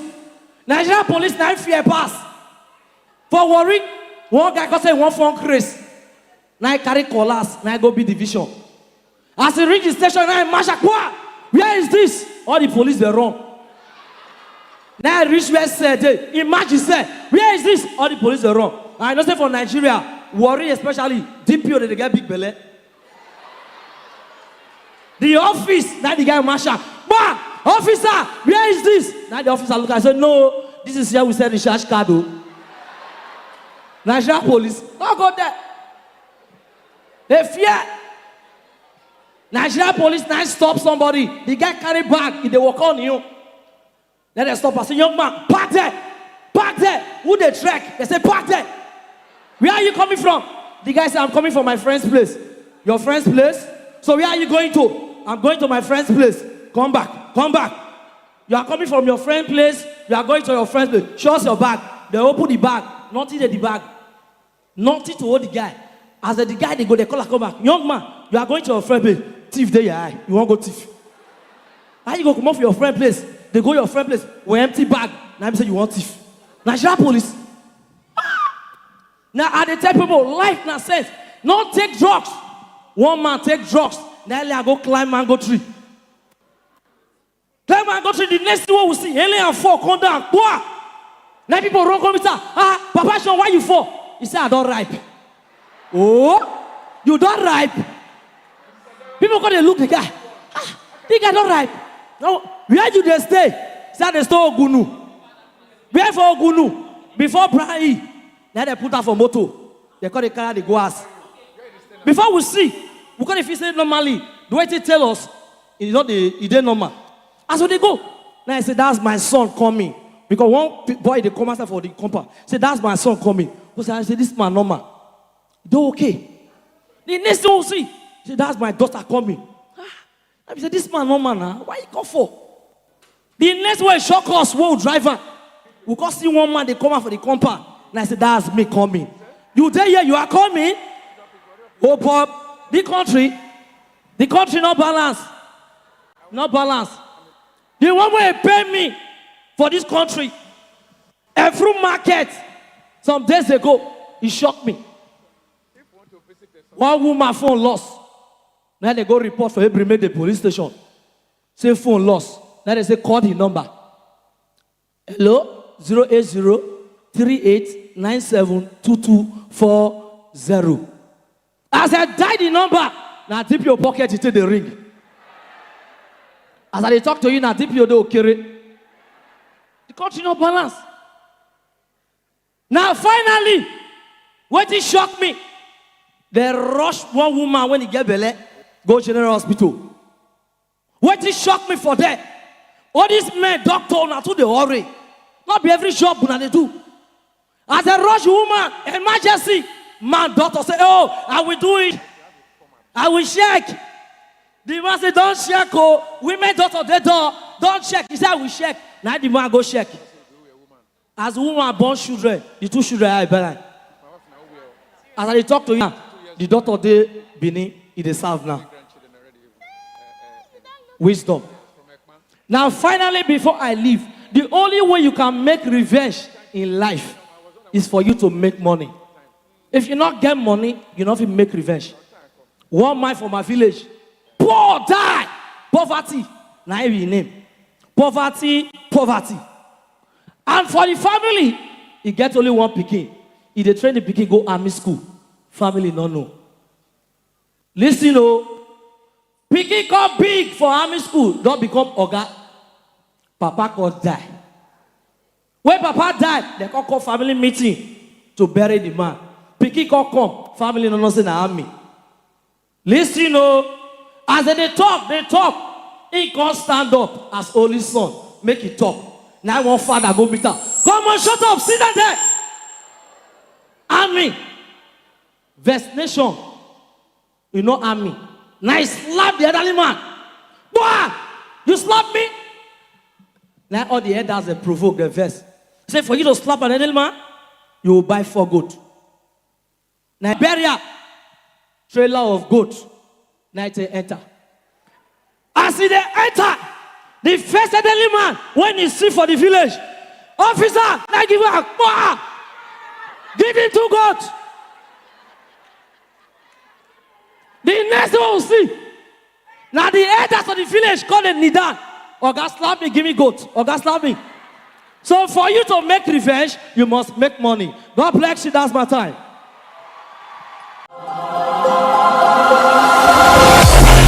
Who has got what it takes to wear the intellectual crown? Who will conquer the stage and walk home with the King's Prize? The Ogiame Atuwatse III inter-collegiate quiz and debate competition moves into the next phase, and the prize has just doubled. Now the debate champion will take home a jaw-dropping 10 million naira. Likewise, the quiz winner, a mind-blowing 10 million naira. And if we have a single winner in both categories, the winner takes home all 20 million naira. The Ogiame Atuwatse III inter-collegiate quiz and debate competition is not just a contest. It is the clash of brilliance, strategy, and determination. The fire is on. My name is Desoka, the comedy catalyst of one of Nigerian comedy. Alright guys, back again, yes boss, my name is Osh Baby. Yemi Alade. Yeah, what up people, it's your boy Victor Edi. Girl Niniola. My name is my wife, and just celebrity type man. My papa say, who won't carry cow, waka go, waka follow the cow, I know the life for you. I see you know you're watching the Atlantic TV. Keep watching Atlantic TV. Atlantic TV. Keep watching Atlantic TV. Keep watching Atlantic TV. Keep watching Atlantic TV. Atlantic TV. Informative, educative, interesting, entertaining. Worldwide, international. Don't go anywhere, I'll catch you. Don't touch that die. Atlantic TV. Boom. Atlantic TV. We wanna party. Atlantic TV. Culturally inclined and uniquely different.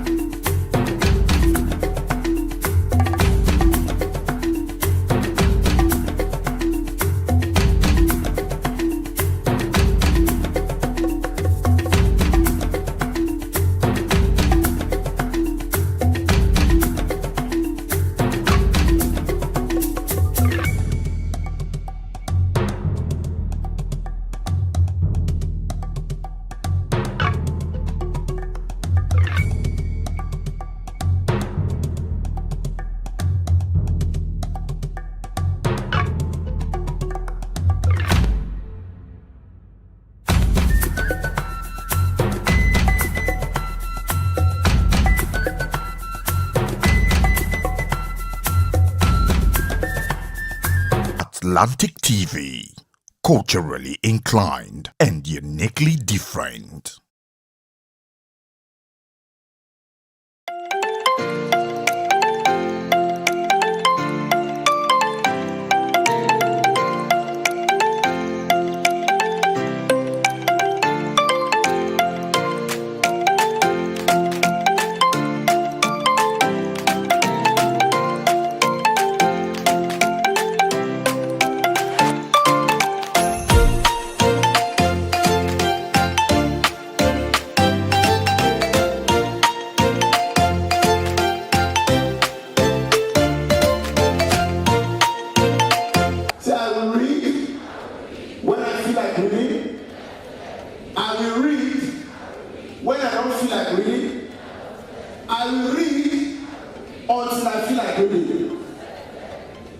Your future is in your hand as a student, not in the hands of your parents, teacher, or anybody. Do not allow anybody to tell you that education is a scam.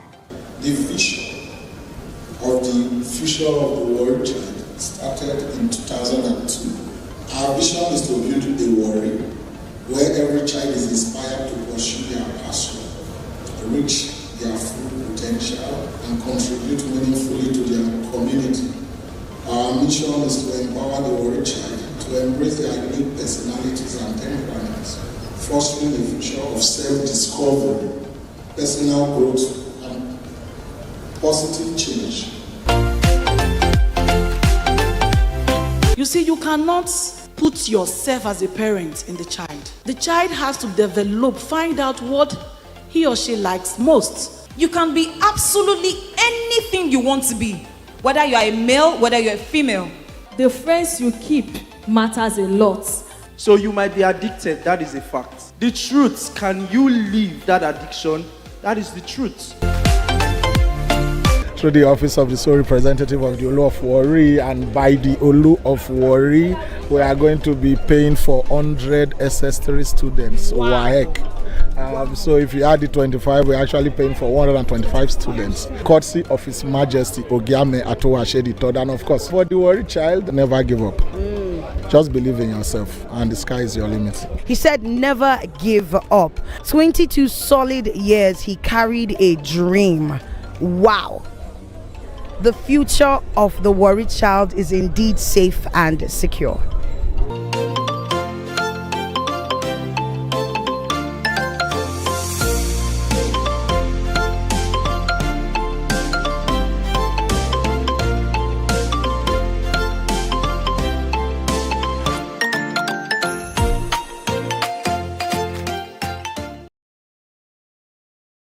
Ruth Gender Foundation.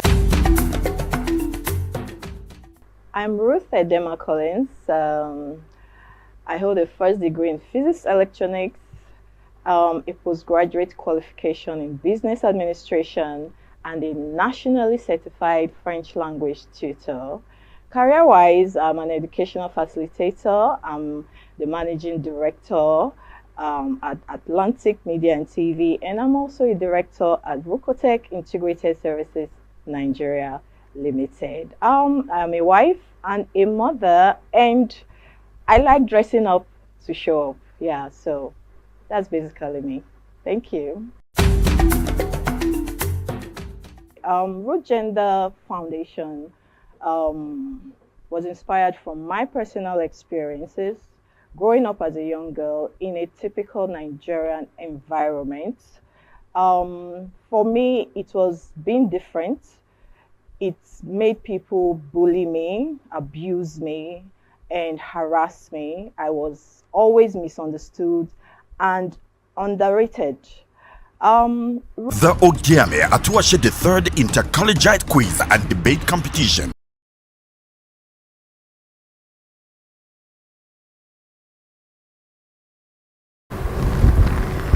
Hello and welcome back, ladies and gentlemen, boys and girls. The stage is set, the tension is real, and it's time for us to experience one more time the brilliance of the students and participants and debaters that are present here in studio. It's a knockout stage, round 2, debate edition of the Ogiame Atuwatse III inter-collegiate quiz and debate competition. I'm your host, it's Rejoice Debekeme here. Everybody's welcome on board. Okay, we're glad to be here and we are super excited and pumped. We can't wait to hear the speakers, whether they're lead speakers or supporting speakers, prove for or against the motion. There are different points, there are different subjects, okay? Alright then, in studio now we have Idel High School. We also have Best Group of Schools. Okay, and then they're going to be going head to head, but they're not going to be battling with, catapults and guns and bows and arrows and stuff like that, but they're going to be coming out strong with words, eloquence, communication, logical reasoning, strategy. That's exactly what we want to see. Right now, let me introduce to you our very professional and able judges. We have Mrs. Oyo-Ekòró as Chief Judge. We also have Mr. Ajay Adaronkare. And we have Mrs. Jane EBI Pribo Samuel. Amazing! Our professional panel of judges, they're ready, but let's hear from them first. Some of the guidelines for the debate. Debate rules.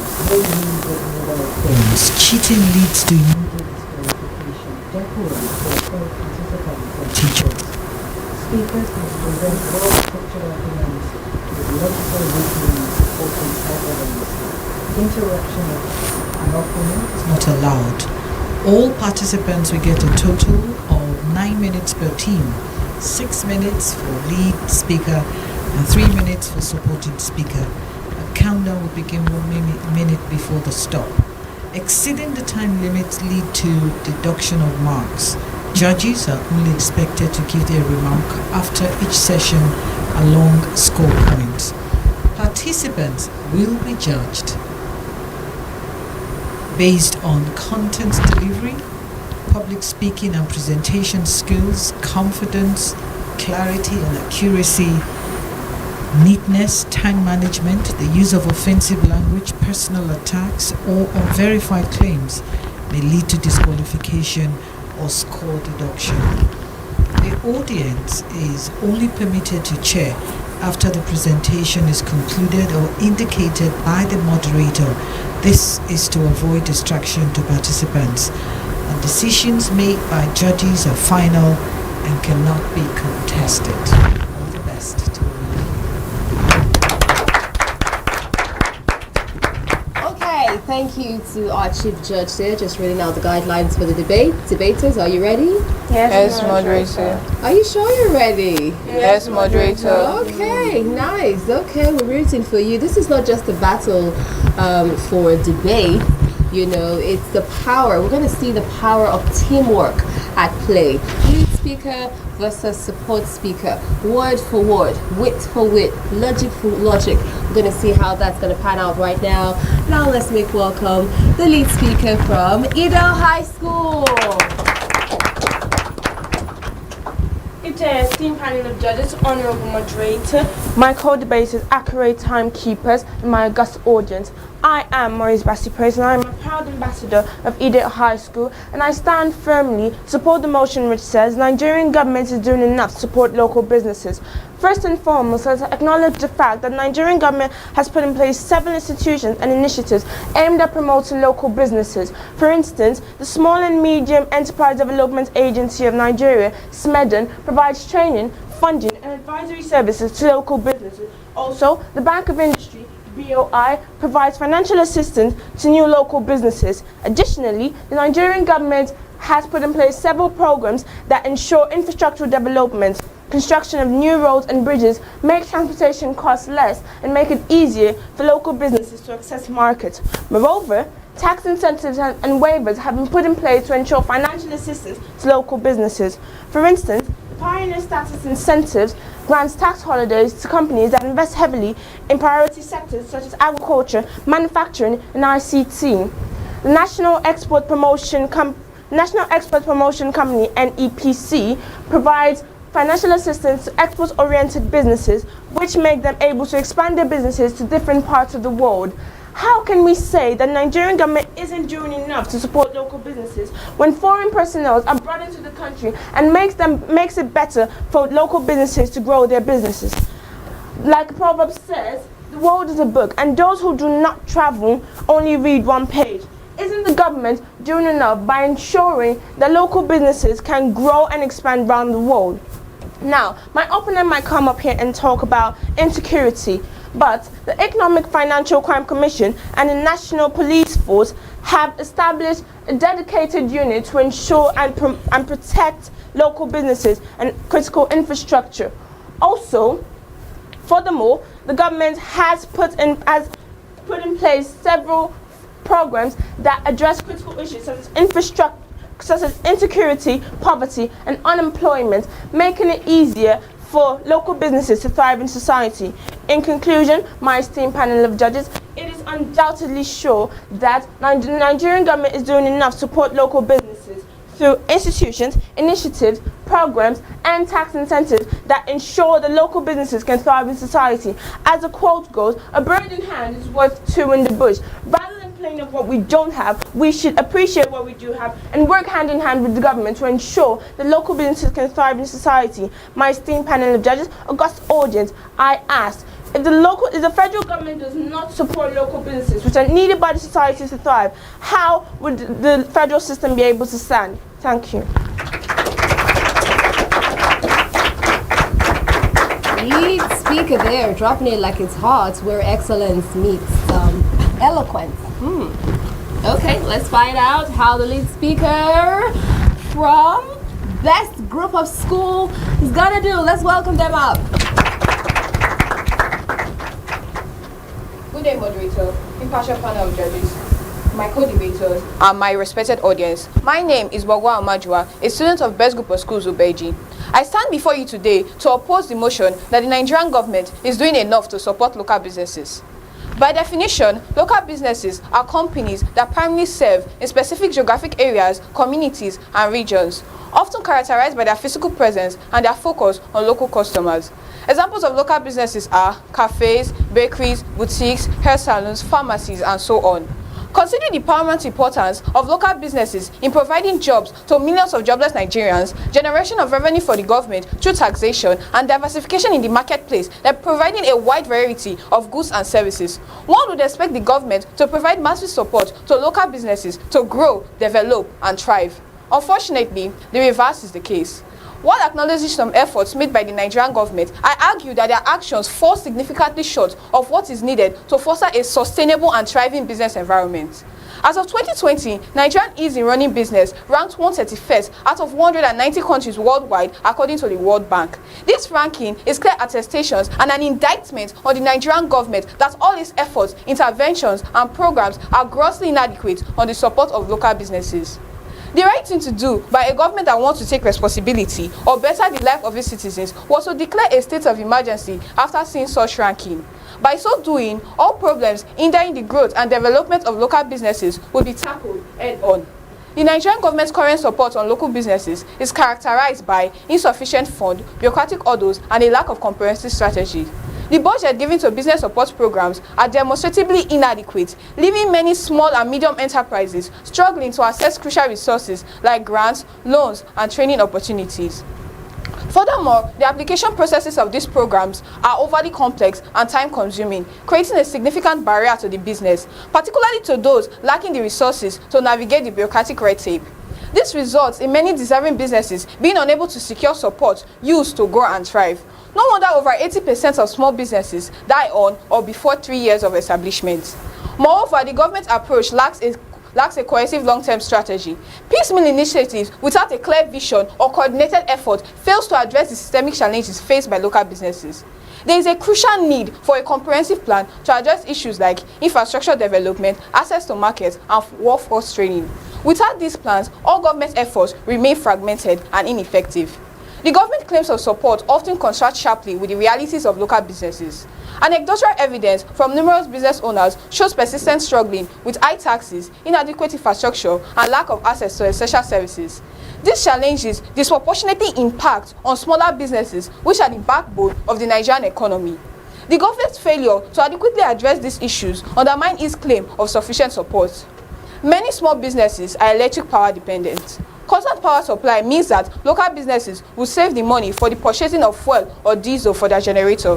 This alone will reduce the cost of running a business and maximizing profits. However, our power supply is epileptic. As a result, power-dependent businesses spend heavily to provide electricity for themselves. From 1999 till date, billions and billions of naira have been budgeted for power generation, but yet all we have is inadequate power supply that cannot support our local businesses. In the US right now, President Trump has cut down taxes for local businesses. He can now sit down and beat his chest and say he is supporting local businesses by this singular act. But here in Nigeria, not only are taxes rising, but they are also multiple. How then can the government claim that they are supporting local businesses? Nigeria is a consuming nation that is heavily dependent on importation of different items like food, clothing, pharmaceuticals, and a lot of other finished commodities. The currency used for this trade or transaction is dollar. Local business owners struggle to get dollars for business purposes, but yet politicians that have no immediate use of it have dollars in abundance. Business owners go to bank in search of dollars. Bankers direct them to private agents where they get it from the black market at an exorbitant price. Is this how the government claims to be supporting local businesses? Next is bribery and extortion. Entrepreneurs who are supposed to enjoy encouragement from government officials. Local businesses are often asked to offer bribes and payment to secure permits, license, and favorable treatment from government officials. In addition, because of bribery and corruption, government policies are inconsistent, making it hard to operate and adapt to changing regulations. In conclusion, while the Nigerian government has undertaken the initiative to support local businesses, their efforts are insufficient to meet the significant challenges faced by the business community. The inadequate funding, bureaucratic obstacles, lack of a comprehensive plan, corruption, poor infrastructure, lack of focus, multiple taxation, and unfair competition demonstrate a need for a more robust and effective government support. Therefore, I urge you to reject the motion and acknowledge the urgent need for the Nigerian government to increase its commitment to fostering a more thriving and local business environment. Thank you. Okay, the lead speaker there, standing confidently like a commander and spitting her points like a poet. We've heard from the lead speakers from our schools represented here, Edel High School and Best Group of Schools. Now it's time for us to find out if the support speakers are going to match the energy. Let's make welcome the support speaker from Edel High School.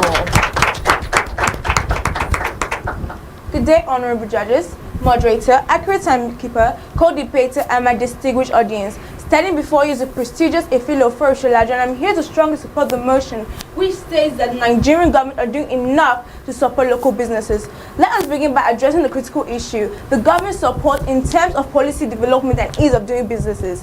In 2019, Nigeria was ranked the 131st country out of 190 countries in the World Bank Ease of Doing Business Index. Though this may seem discouraging, but in 2024, the government, under the administration of His Excellency President Bola Ahmed Tinubu, have taken bold initiatives to remedy this challenge. Initiatives like the National Policy on Micro, Small, and Medium Enterprises, who has jointly collaborated with the CBN Governor, Mr. Olayemi Cardoso, and has made it easier for local businesses to register, access credit, and obtain licenses. The Corporate Affairs Commission, CAC, under Honorable Ademola Sariki, has introduced online business registration, cutting down the time it takes to register a business from 16 days to just a few hours. Isn't that a significant step in making businesses smoother and more accessible? But it's not just about infrastructure. It's not just about financial aid and policy. Let's talk about infrastructure, an area that has long been a challenge. However, in recent years, there have been considerable improvements. The government has heavily invested in road construction, power generation, and telecommunication. These improvements are vital since the local business need stable and reliable infrastructure to thrive. The Presidential Enabling Business Environment Council (PEBEC) has spearheaded initiatives by reducing bureaucratic bottlenecks and improving infrastructure, resulting to 20% increase of foreign direct investments from 2018 to 2024. In conclusion, honorable judges, esteemed opponents, and my distinguished audience, the evidence is clear. Nigerian government has produced deliberate, significant, and ongoing effort to support local businesses, from policies to promoting ease of doing business, to financial schemes, infrastructure development, and targeted support for youth entrepreneurs. The Nigerian government are playing essential roles by making the government and this country an environment where local business can not only survive but thrive. So I ask you, how can we argue that the governments aren't doing enough when initiatives are put in place to help local businesses? My opponents may say that there is no help, there is no evidence of support to local business. But how much more do we want from a government committed to transform the Nigerian economy and also ensuring that the local business remains the heart of transformation in this country? As the popular saying goes, when life gives you lemon, make lemonade out of it. Thank you. Okay, supporting speaker spitting fire there as well. Now let's make welcome the support speaker from Best Group of School. Good day, moderator, distinguished judges, my co-debaters, and my audience. My name is Joseph Donezi, and today I stand before you to oppose the notion that the Nigerian government are doing enough to support local businesses.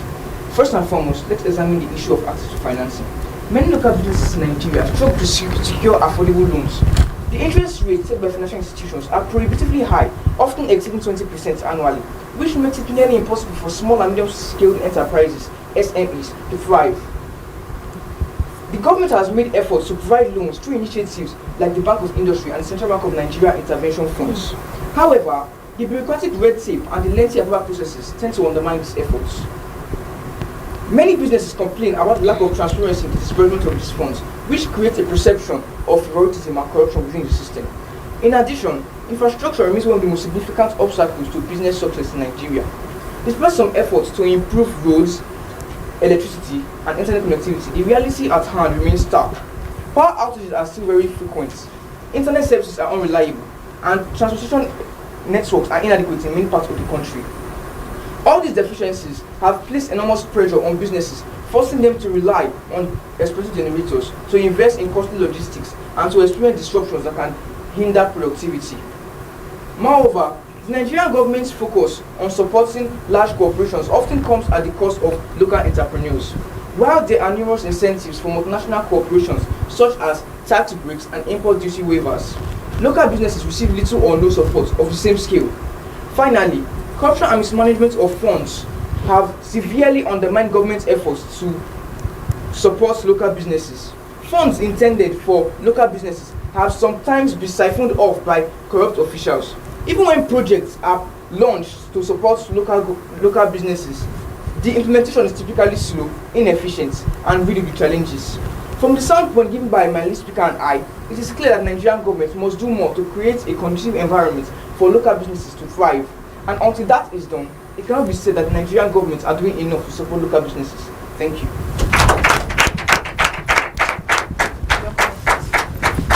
Oh wow, I like the kind of applause coming through. I mean, you know they're deserving of it. Another round of applause for them. It's 10 million naira we're talking about here. Yes, that's right. 10 million naira is no small money at all. It's a lot of money.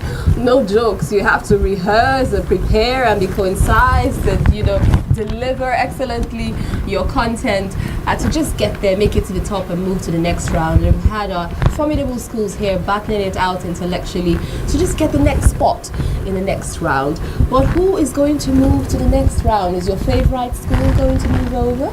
Well, stick around. We're going to find out from the judges on the other side.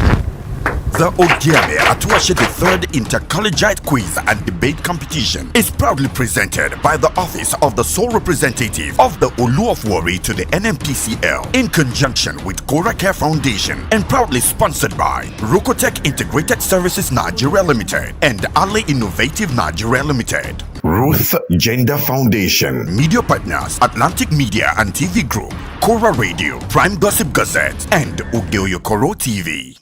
Some of you may already know my story, but 27 years ago, I was an undergraduate in the university in Lagos. I had 15,000 naira, and I started a small micro business. That small micro business was just going from house to house, making up for people who were getting married. There was a problem, I found a solution. The problem was people who were getting married wanted to be beautiful. They wanted to be beautified. They wanted someone who would take the responsibility to do so. That was a gap. I found the solution.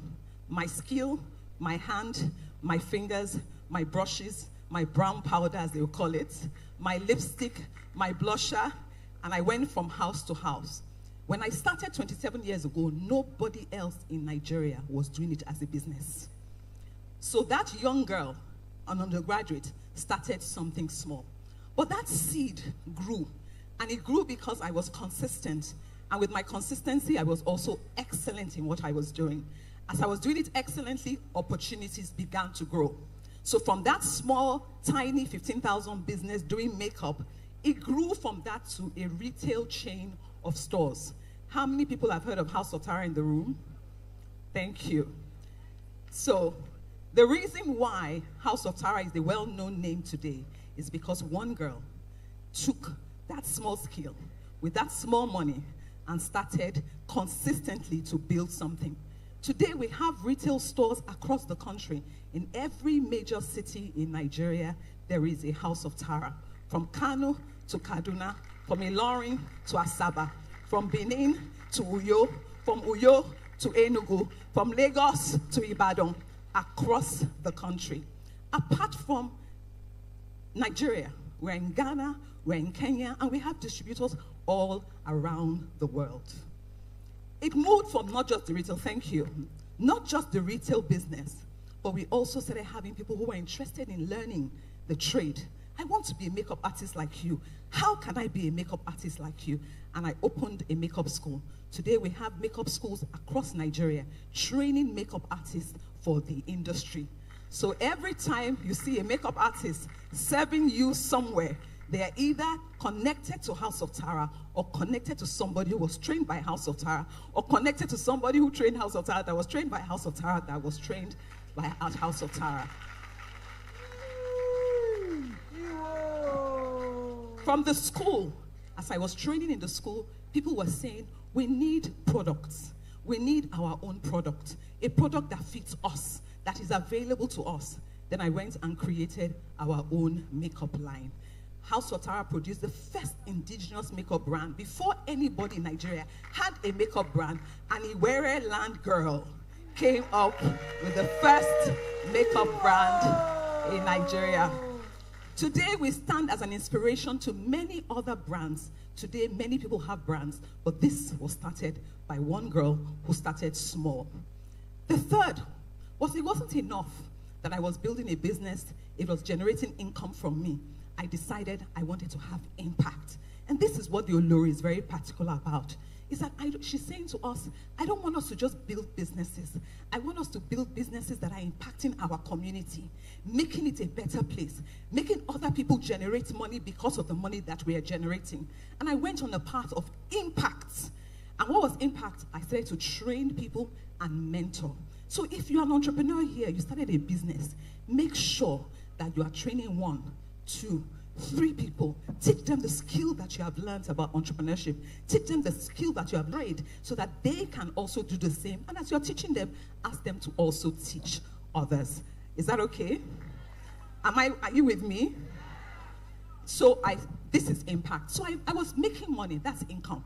But now I was ready to make an impact. The question is, so why? People say to me, why are you training people? You want them to have more money than you. They're going to be more popular than you. I don't train, no. I don't want anybody to know my trade secrets. And they will say it to me over and over again. But Olori has to be entrepreneurs, just entrepreneurs, business people. I want us to be leaders. You cannot be a leader if you are not impacting. So I went on the higher highway. And the higher highway was a path of income, but also impact. So if you are making money, it's not enough for you to make money. So that when you wake up at the end of this year, you say, this number of people are people who I supported. I taught them what I knew. I taught them what they needed to know. I advised them. I sponsored them. I called people to support them. And that's how I've become who I am. My last point is from income to impact, also led to influence. Today, my Olu and Olori have recognized me by inviting me to speak on this platform. I will not be on this platform if I didn't make an impact. So today, I have influence. I have influence because they've given me this platform to speak to this audience of people in the room. Am I correct? So we must, as Ishekiris, number one, make sure that as we are entrepreneurs and making income, we must make impact. As we make impact, we must have influence. So income, impact, influence. If you have not generated money and touched lives, you cannot have influence. This is my charge to everyone today. Thank you, my king and my queen. Atlantic TV, culturally inclined, uniquely different. Wow! 20 million naira up for grabs! Oh my god! The Ogiame Atuwatse III inter-collegiate quiz and debate competition. The prize pool doubles from 10 million naira to a whopping 20 million naira. 10 million for the best in debate and 10 million for the best in quiz.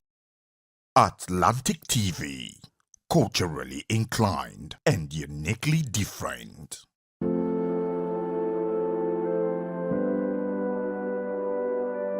Okay, my name is Jane Tosan Ibiaipebo Samuel, the creative director, Keke Street Sugar Craft.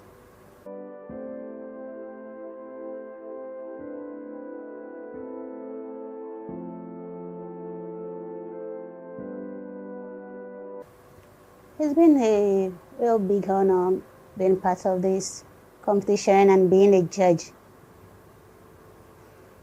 It's been quite educating, informative, and I'll say a worthwhile experience. Having these kids come out, talk. When you see them sitting calmly, you will never believe they have so much stuff inside them to pour out. And to think that it's coming from Warri, Delta State, it's been really fun. It's been really enjoyable.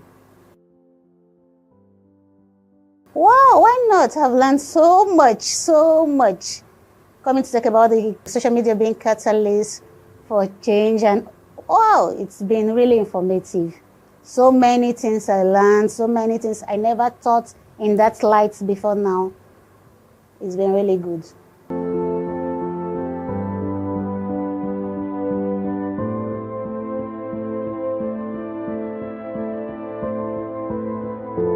This has been a really good initiative coming from the Ogiame Atuwatse III.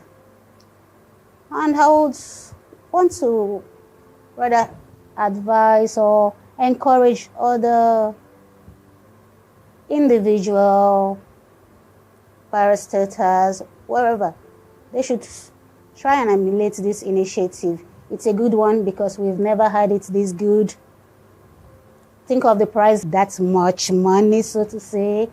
And so others, individual coming in and taking this initiative and running with it would be a good deal. The Ogiame Atuwatse III inter-collegiate quiz and debate competition.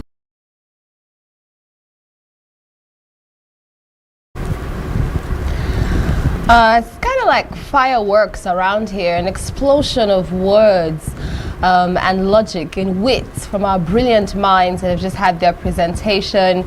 We are super glad you made it to round 2, and we're rooting for you, hoping you're going to make it to the next round. I can see that you're all up. Calm down and breathe, everybody, okay?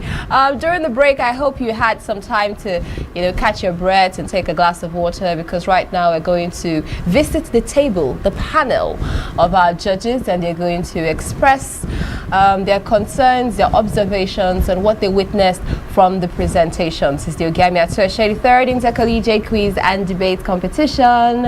A warm round of applause. Judges, the floor is yours. Well done to both schools, or the chief speaker, the supporting speaker. Well done, well spoken. I think you've done something good, and it's been quite informative. For instance, some of us didn't know that Donald Trump has cut down taxes, thereby encouraging local farmers. That's quite informative. But let me find out, is any of the contestants living outside this country? If you flew into Nigeria maybe yesterday, let me see you know. Anyhow, we're all here in the system. Amen. And somebody suggested that a state of emergency should have been declared. God bless you.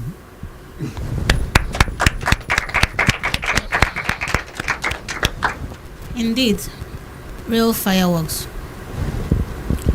Both teams have done their job and they delivered.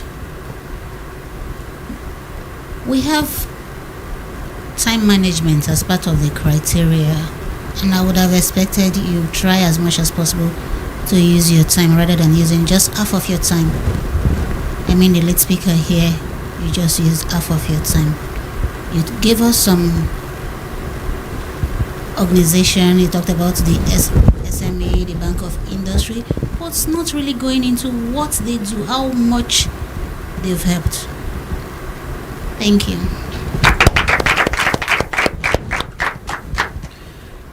One of the debate rule is neatness, and that is where most schools get it, because basically all of you come here neatly.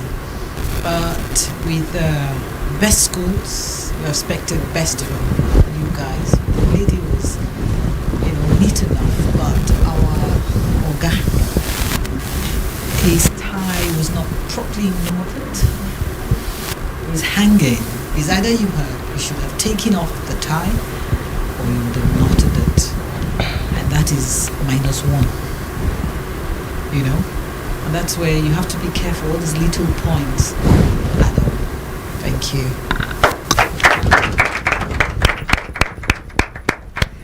Is that the way you clap for our judges? What? Come on. I know we have our brilliant minds on stage, panning left, right, back, and center, dishing out their points, but it's not easy to be a judge right now. I don't envy them. They're really on the hot seat, to find out very accurately who is deserving to go to the next round. Okay, just before I reveal the scores, how are we feeling? Ooh, a nod on the head. Okay, we're short of words now. All of a sudden, what?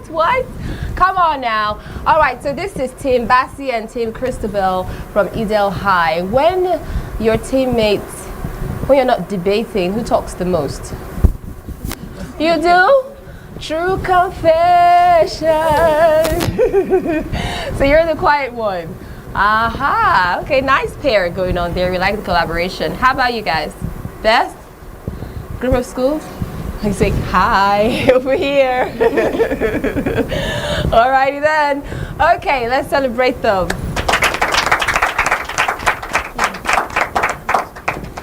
And having had such an amazing performance and beautiful presentation, literally kept us at the edge of our seats and just watching them do their thing. We're going to find out if their energy is matching up with their numbers right about now, and who is transitioning nicely and progressing to the next round. Our judges have given their final verdict. Here we have it. For Edel High School, they totaled 38 points. And then for best group of schools, they came through with a total of 43 points. Well done. done, guys, and congratulations to you. Oh my goodness, let's celebrate them again. Wow, but of course, I must tell you and I must confess that you're all brilliant speakers, all right? You did so good with your oratory skills and all of that, and this is just a step in your journey as a speaker, as an orator, as a leader, wherever it is that you are. It's not the end of the journey, all right? Okay, power up, girls, power up, girls. Don't forget, we have 2 million naira at stake. The best female participant, courtesy of Root Gender Foundation, they're offering 2 million naira there, and then of course we have 10 million naira for the winner for the quiz competition, 10 million naira for the debate competition for the Ogiame Atuwatse III inter-collegiate quiz and debate competition. A warm round of applause to the organizers. This is brilliant.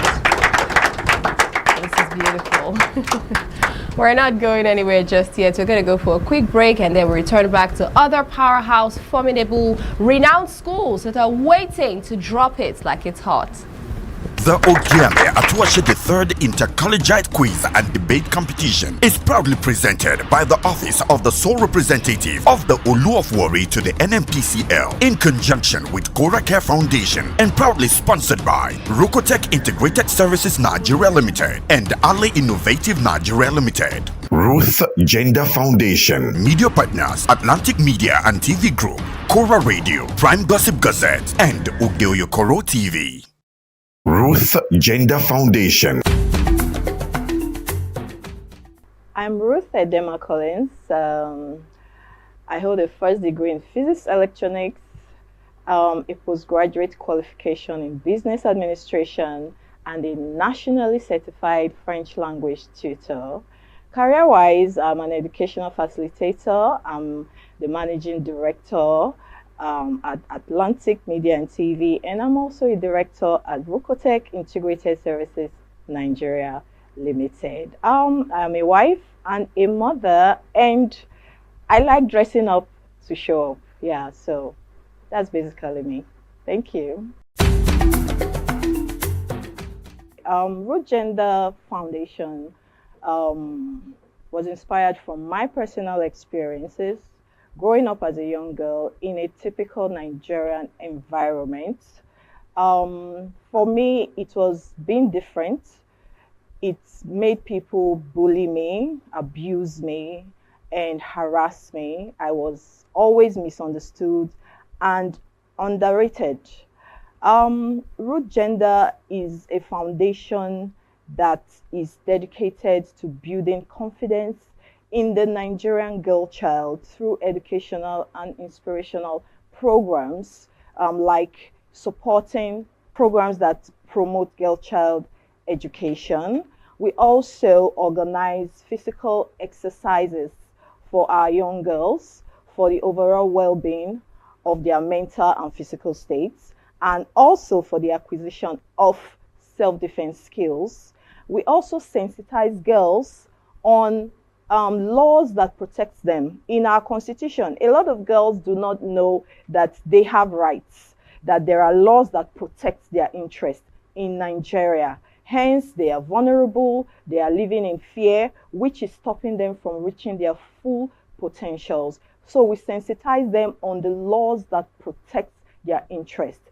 This, like I said, is visioned towards building confidence in the Nigerian girl child. So that is just a wrap up of what we do at Root Gender Foundation. I would say I resonate with the struggles and the challenges of the girl child, particularly the Warri girl child. I happen to grow up in the heart of Warri. I'm from an average background. My family is an average one, but I experienced a lot. Like I said, I was bullied, I was overlooked, I was harassed for being a different child, for daring to be different, and nobody was taking note and tapping into my potentials. So my interest for the girl child is I would love to be a voice for the girl child. They need people to believe in them. They need people to speak for them. I also want the Warri girl child to know that there is hope beyond the reef. I want them to see the bigger picture. I want them to know that they can compete on global platforms. They can compete on international platforms, and they can do very well. We have the likes of Ada Gold, or Maumi, and the rest of them. They are all competing very well on international platforms, and I know that you too can do that, and I want you to know that is why we are here. Root Gender Foundation is here to make you understand that you can actually be what you want to be.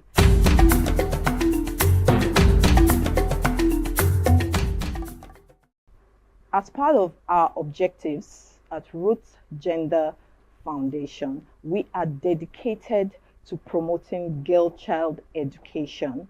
Like I said, I represent the brand Warri Girl Child. I represent the brand the African Girl Child, because I have gone through the struggles from there to here. So giving 2 million to the best female participants is just a way to share them on. It's just a way to make them know that we believe in you. I believe in you. You can look up to us. We are sharing you on. It is not about the money. We believe in your potential. We want our girls to know that you are doing the right thing at the right time. You are in the right place, and this is what you should be doing. That's why we are supporting you, and we will always be here to support you. Girl-child empowerment to me is enforcing laws that protect our girl child. You know, my NGO, we've been pursuing a bill that we will see to be passed. We are asking that our girls should be allowed to carry pepper spray as weapons of self-defense. Because if you look at it, our women have nothing to protect themselves. They are just there by the grace of God. So we are pursuing laws that will protect the girl child. So empowerment, girl child empowerment to me is enforcing laws that protect the girl child, educating the girl child on time and money management, financial literacy, and equipping them with self-defense skills. Also, access to quality education. This to me is girl child empowerment and nothing more. A girl child must possess effective communication skills. They should be able to communicate effectively. A girl child should be financially literate. She should know how to manage her finances, and she should also know how to manage her time. Yes. Also, most importantly, another skill is self-awareness. It's important for our girls to know who they are, to believe in themselves. That's the vision of our NGO, building confident girls that can achieve their full potentials in Nigeria. That is our NGO's vision. So yeah, those are some of the skills I believe that the girl child should possess.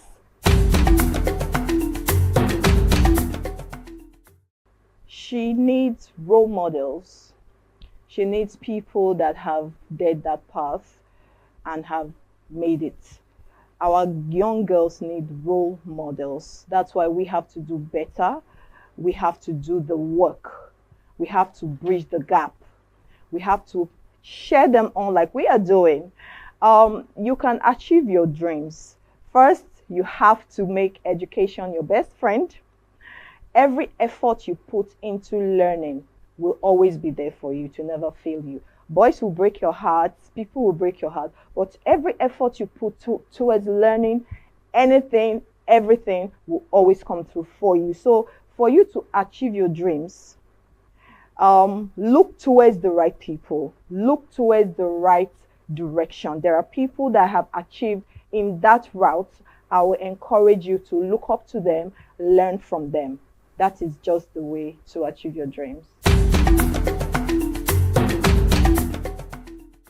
my message to the Warri child, like I said, I represent the brand Warri Girl Child. We are letting the world know that we are not vile, we are not roused, we are educated, we compete intellectually, we have good things ahead of us. We can do it on the global platform, we can do it on the national platform, and we are everything there is to be a woman. I would encourage you, Warri Girl Child, make education your best friend. Make education your best friend. Learn new things. Learn new languages. Okay? And the sky will be your starting point. We are always here to cheer you up. Don't forget that my name is Ruth Edema Collins from Root Gender Foundation, and from all of us wishing you the best, we say keep watching Atlantic TV. Ruth Gender Foundation. Earlier yesterday, 25th of November 2024, the Office of the Sole Representative of the Olu of Warri liaisoned to NNPCL in collaboration with the Kora Global Care Foundation visited 9 schools in Warri, Delta State to fulfill its commitment made on the 24th of October to pay for the enrollment of over 100 students in Senior Secondary School 3. Prior to this day, the Office of the Sole Representative of the Olu of Warri liaison to NNPCL had organized a one-day career seminar for senior secondary school students in Warri South, Warri Southwest, Warri North and environs, tagged The Future of the Warri Child. The Office of the Sole Representative of the Olu of Warri liaison to NNPCL in collaboration with the foundation organized a 4-day school tour to fulfill its promises and to also sensitize the schools for the upcoming quiz and debate competition coming up January to June 2025. Yesterday being the first day of the school tour, Mr. Kokatoyo, Executive Secretary of the Foundation, alongside members of the Foundation, visited the following schools: Wingate Modern College, Benchill Schools, Igumite International Schools, Dom Domingos, Demonstration Secondary School, Montessori International, Oyo-Ekòró Secondary School, Elevado Delta Secondary School. I just want to thank the Olu of Warri and his team for offering me this free enrollment. Thank you so much. I feel very grateful for this opportunity, and I pray that God will bless all the people that helped in paying my work fee. Presently, all my children, they want to attend that seminar again. We look forward to the competition coming up in January. He's a good man for doing this for so many students out there. God should bless him and guide him and his family. Ogiame Atuwatse III. The enrollment continues today.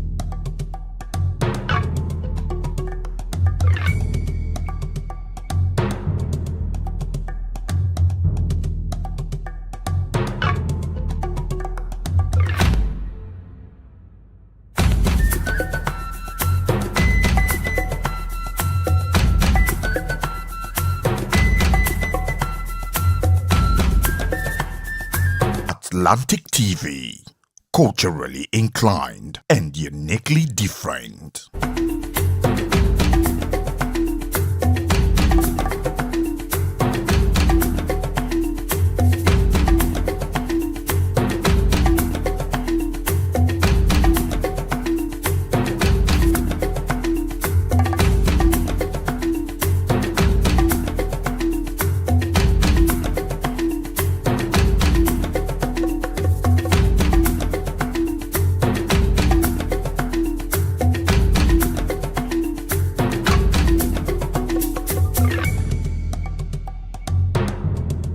the Ogiame Atuwatse III inter-collegiate quiz and debate competition.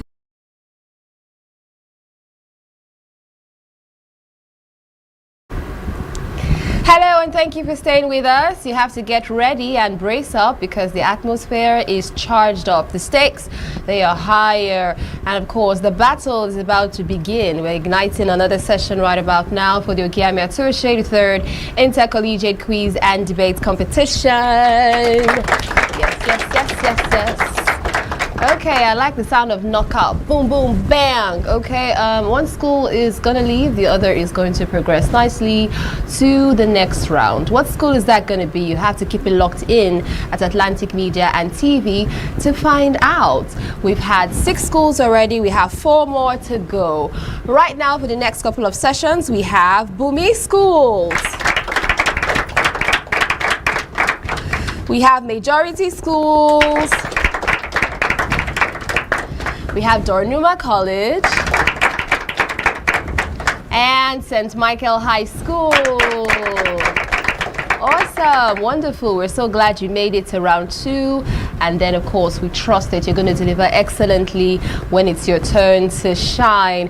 Now, let's make welcome our amazing, distinguished panel of judges who are going to be scoring nicely based on the criteria for the debate. The chief judge for today, we have Mrs. Ochuko Orogun.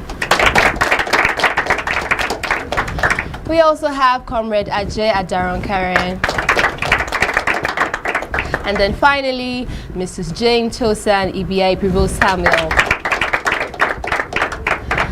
Okay, I'm your host and moderator. My name is Rejoice Debekeme. They drop you like it's hot hosts. When you're with me, remember, you don't have a choice but to rejoice, okay? So everybody breathe and everybody calm down. Debaters, are you ready?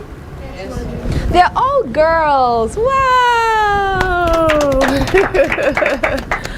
I like that. And we have a touch of red. What's going on with the red? You guys didn't give me the memo. Do I have any touch of red? No, I don't. What's happening, girls? Red, red, red. Okay, I hope at the end of the day we won't shout either red. Okay, and then we're going to be fine. Keep in mind that we have 2 million naira at stake for the best female participant, courtesy of Fruit Gender Foundation. We're rooting for you. Let the games officially begin.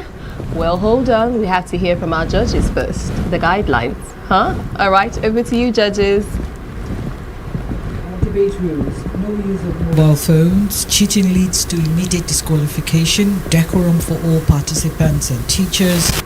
Speakers present well-structured arguments with logical reasoning and supporting evidence. Interruption of an opponent is not allowed. All participants will get a total of 9 minutes per team. 6 minutes for lead speaker and 3 minutes for supporting speaker. A countdown will begin 1 minute before the stop. Exceeding the time limit leads to deduction of marks. Judges are only expected to give their remark after each session along score points.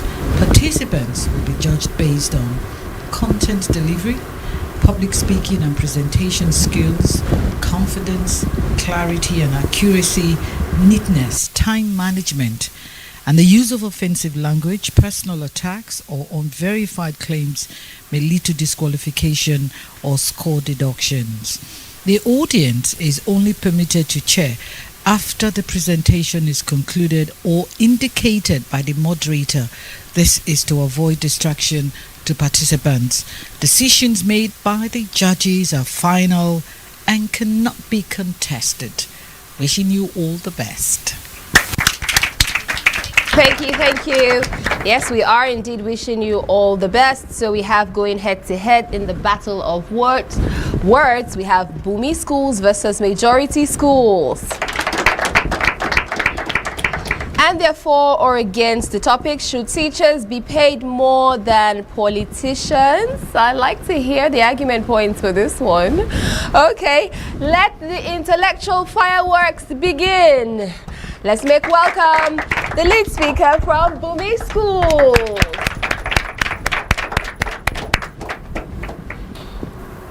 A teacher affects eternity. You can never tell where his influence stops. These are the words of Adam.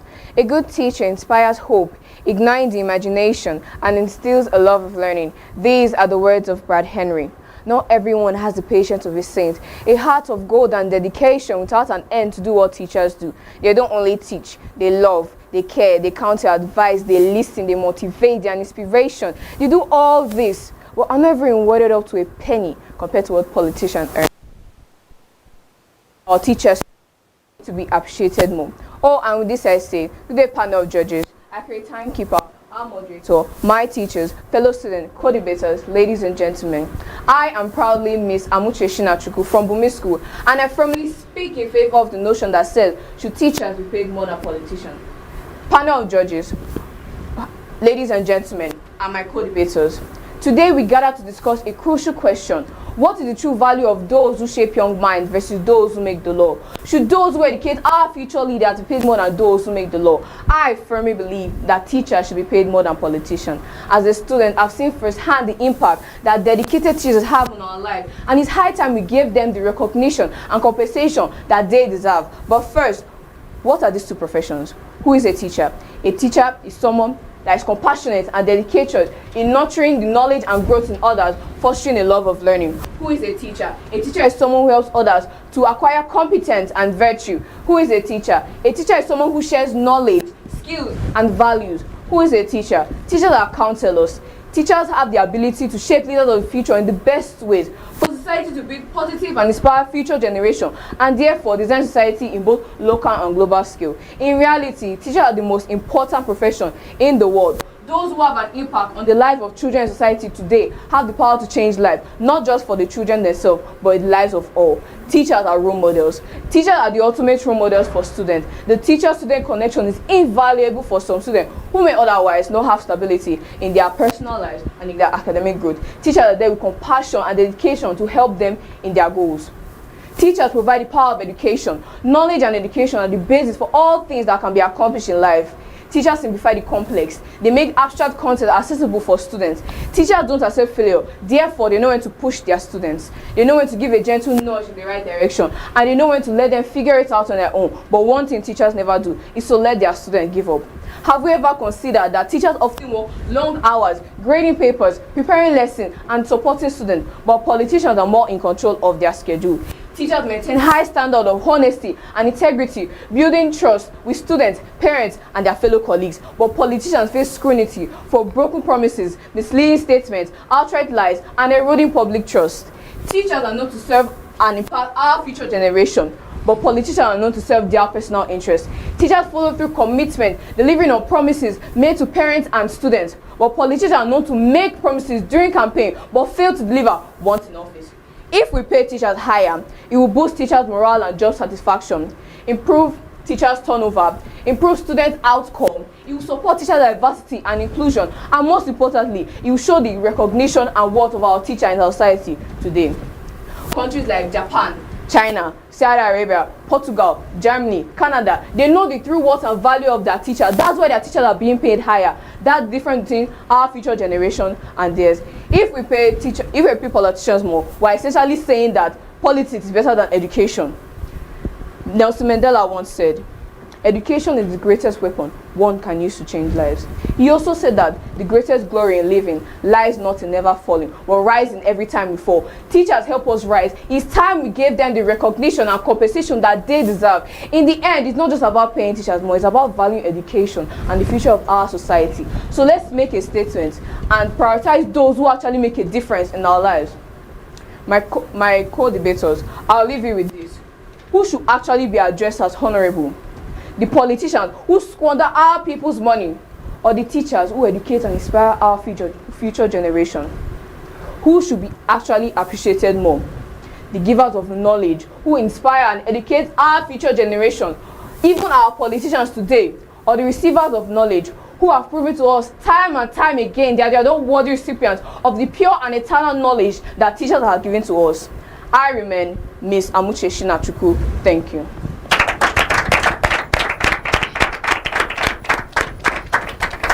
Oh wow, I told you the fireworks have begun already. I'm sure your teacher must be very proud just listening to you there. Okay, now let's have the lead speaker from Majority School. Should teachers be paid more than politicians? Good day, moderator, panel of judges, accurate timekeeper, my co-debaters, distinguished ladies and gentlemen, and my fellow students. Standing before you is Ariel Elisa, and I'm here with we are from majority schools and are here to oppose the motion that says, should teachers be paid more than politicians? First and foremost, what is politics? Whereby groups of people make decisions. It is the art and science of governance, which include administering public services, managing conflicts, and making laws. Who is a politician? A politician is a person that is actively involved in political process, typically by seeking or holding an elected office. They represent the interests of their constituents. The topic today, or the question rather today, says, should teachers be paid more than politicians? I disagree with that, and I have some few points to support my stand. Teachers are crucial for shaping young minds and preparing them for the future. Their dedication and hard work are essential for the society. Yes, I agree with that. But the politicians contribute to the well-being of the nation. Their primary focus is on governance and the well-being of their nation. And the well-being of that nation, it is debatable whether a teacher should be paid than the politicians. While both professions are vital, their roles and responsibility differ significantly. While it is tempting to argue for higher teacher salary, it is important for every one of us to acknowledge the fact that politicians solve complex issues in a national and international scales. Politicians often work long hours. Politicians often work long hours and have to solve issues in a national or international stage. So what are you trying to say? Are you trying to say that the teacher does more work than the politicians? No, they don't. For instance, politicians have been seen as having more power and influence, face immense pressure and stunting, requiring them to make critical decisions that impact the lives of many. So are you trying to tell me that the teacher does this? The teachers are not capable for this. I'm not trying to criticize the teachers, but they do not have the same capacity, the visibility, the adaptability that politicians put into the work they do. And let me give you some examples of politicians. We have, just like my opponent has said, Nelson Mandela. And let us come to our country today, Nigeria. We have some politicians that gave us a name in our country to be known around the globe. We have the late Dr. Nnamdi Azikiwe. We have Chief Obafemi Awolowo. And let me give you some examples. Impact in the society. Politicians play a direct role in governance and long-term well-being of the society by addressing societal problems, security, and economic health. Teachers, therefore, are crucial for shaping young minds. Yes, I know. But they do not influence direct, although profound is generally indirect. Like my opponents may say that teachers mold individual. I agree to that, but I want to ask you a question. Are they capable? Are they capable? Are they resourceful? Did they have the visibility to solve the complex issues that politicians deal with in policy decisions? And I leave my opponent to answer that. Let's go to the other. Scope of work. Politicians often work long hours and have to manage complex issues in a national or international scales. Their job also involves handling crisis and negotiating with other governments in making critical decisions in time of uncertainty. Meanwhile, the teachers face challenges in the class and work within a more predictable and structural hours. It is not necessarily a matter of who deserves more, but rather recognizing the unique challenges and responsibilities of each of the profession. Market dynamics. Salaries often reflect to every market driven. Politics salaries reflect to their responsibilities, visibilities, and their public content associated with their roles. Politicians often come from diverse backgrounds, having a pioneer careers such as law, businesses, and public services. Let's go to the teachers. The teachers are crucial. That is what we have to say about this. But the teacher in this field come from an abundant supply of different professions. So this justifies that politicians should be paid higher than teachers due to their work, their compatibility, the essence, the resources that they give to the nations today. In no further ado, I want to tell everyone, both my judges, the moderator, and my co-debaters, that The financial pressure on government can be driven to salary distributions. In conclusion, teachers are crucial for the society and very important, and I agree to that. But the politician has a higher degree of the compatibility, the visibility, and the ability for them to stand and solve issues in our society today. Politicians have the scope of commensurate with the complexity of their works, making them role model to the eyes of some individual due to their pattern of their work. So should teachers be paid more than politicians? Obviously, no. Thank you.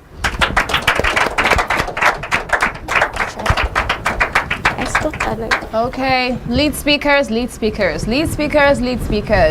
Ooh.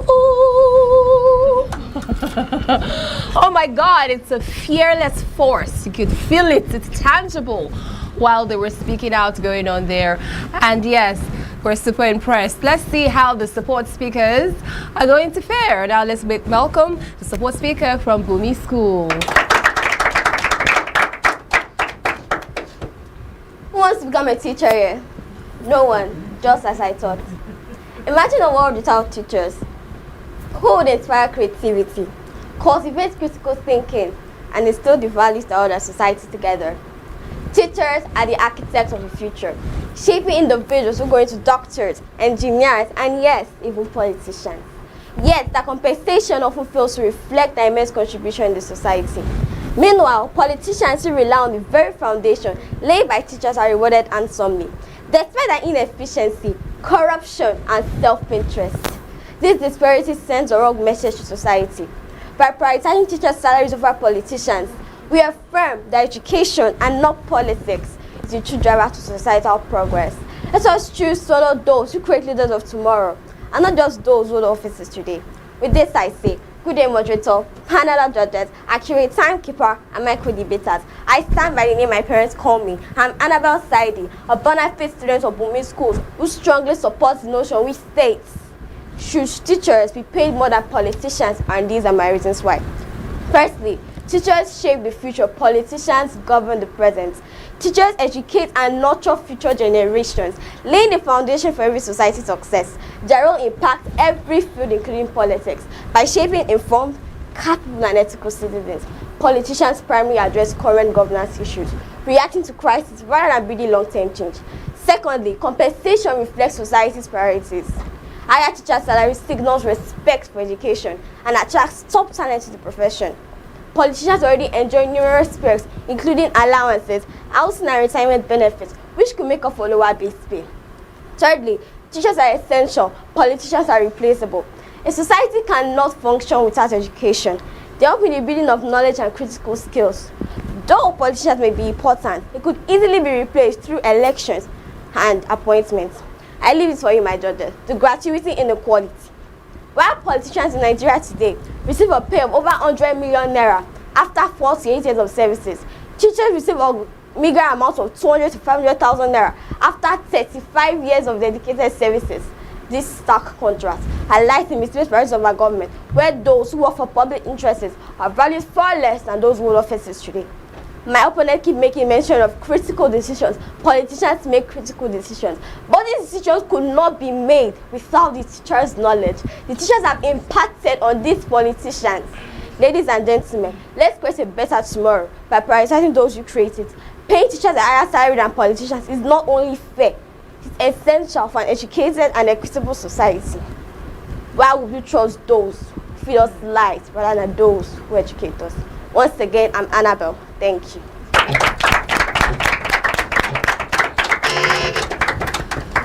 Oh wow, we've just experienced some head shaking, hand wielding, waist shaking, explosive supporter there. I mean, don't let the size fool you. That's the definition of small but mighty. Okay, support speaker from Bumi Schools coming through there. Now let's make welcome the support speaker from Majority Schools. As been introduced as Oyo-Ekòró by my lead speaker, I have come to add but a few to what she has said. The main role of a politician, the main duty of a politician is service. A politician can act as a teacher, But not all teachers can act as a politician. Obviously, leaders are teachers. The duty of a politician is to be a representative. Politicians are not experts. Experts are experts hired for their expertise.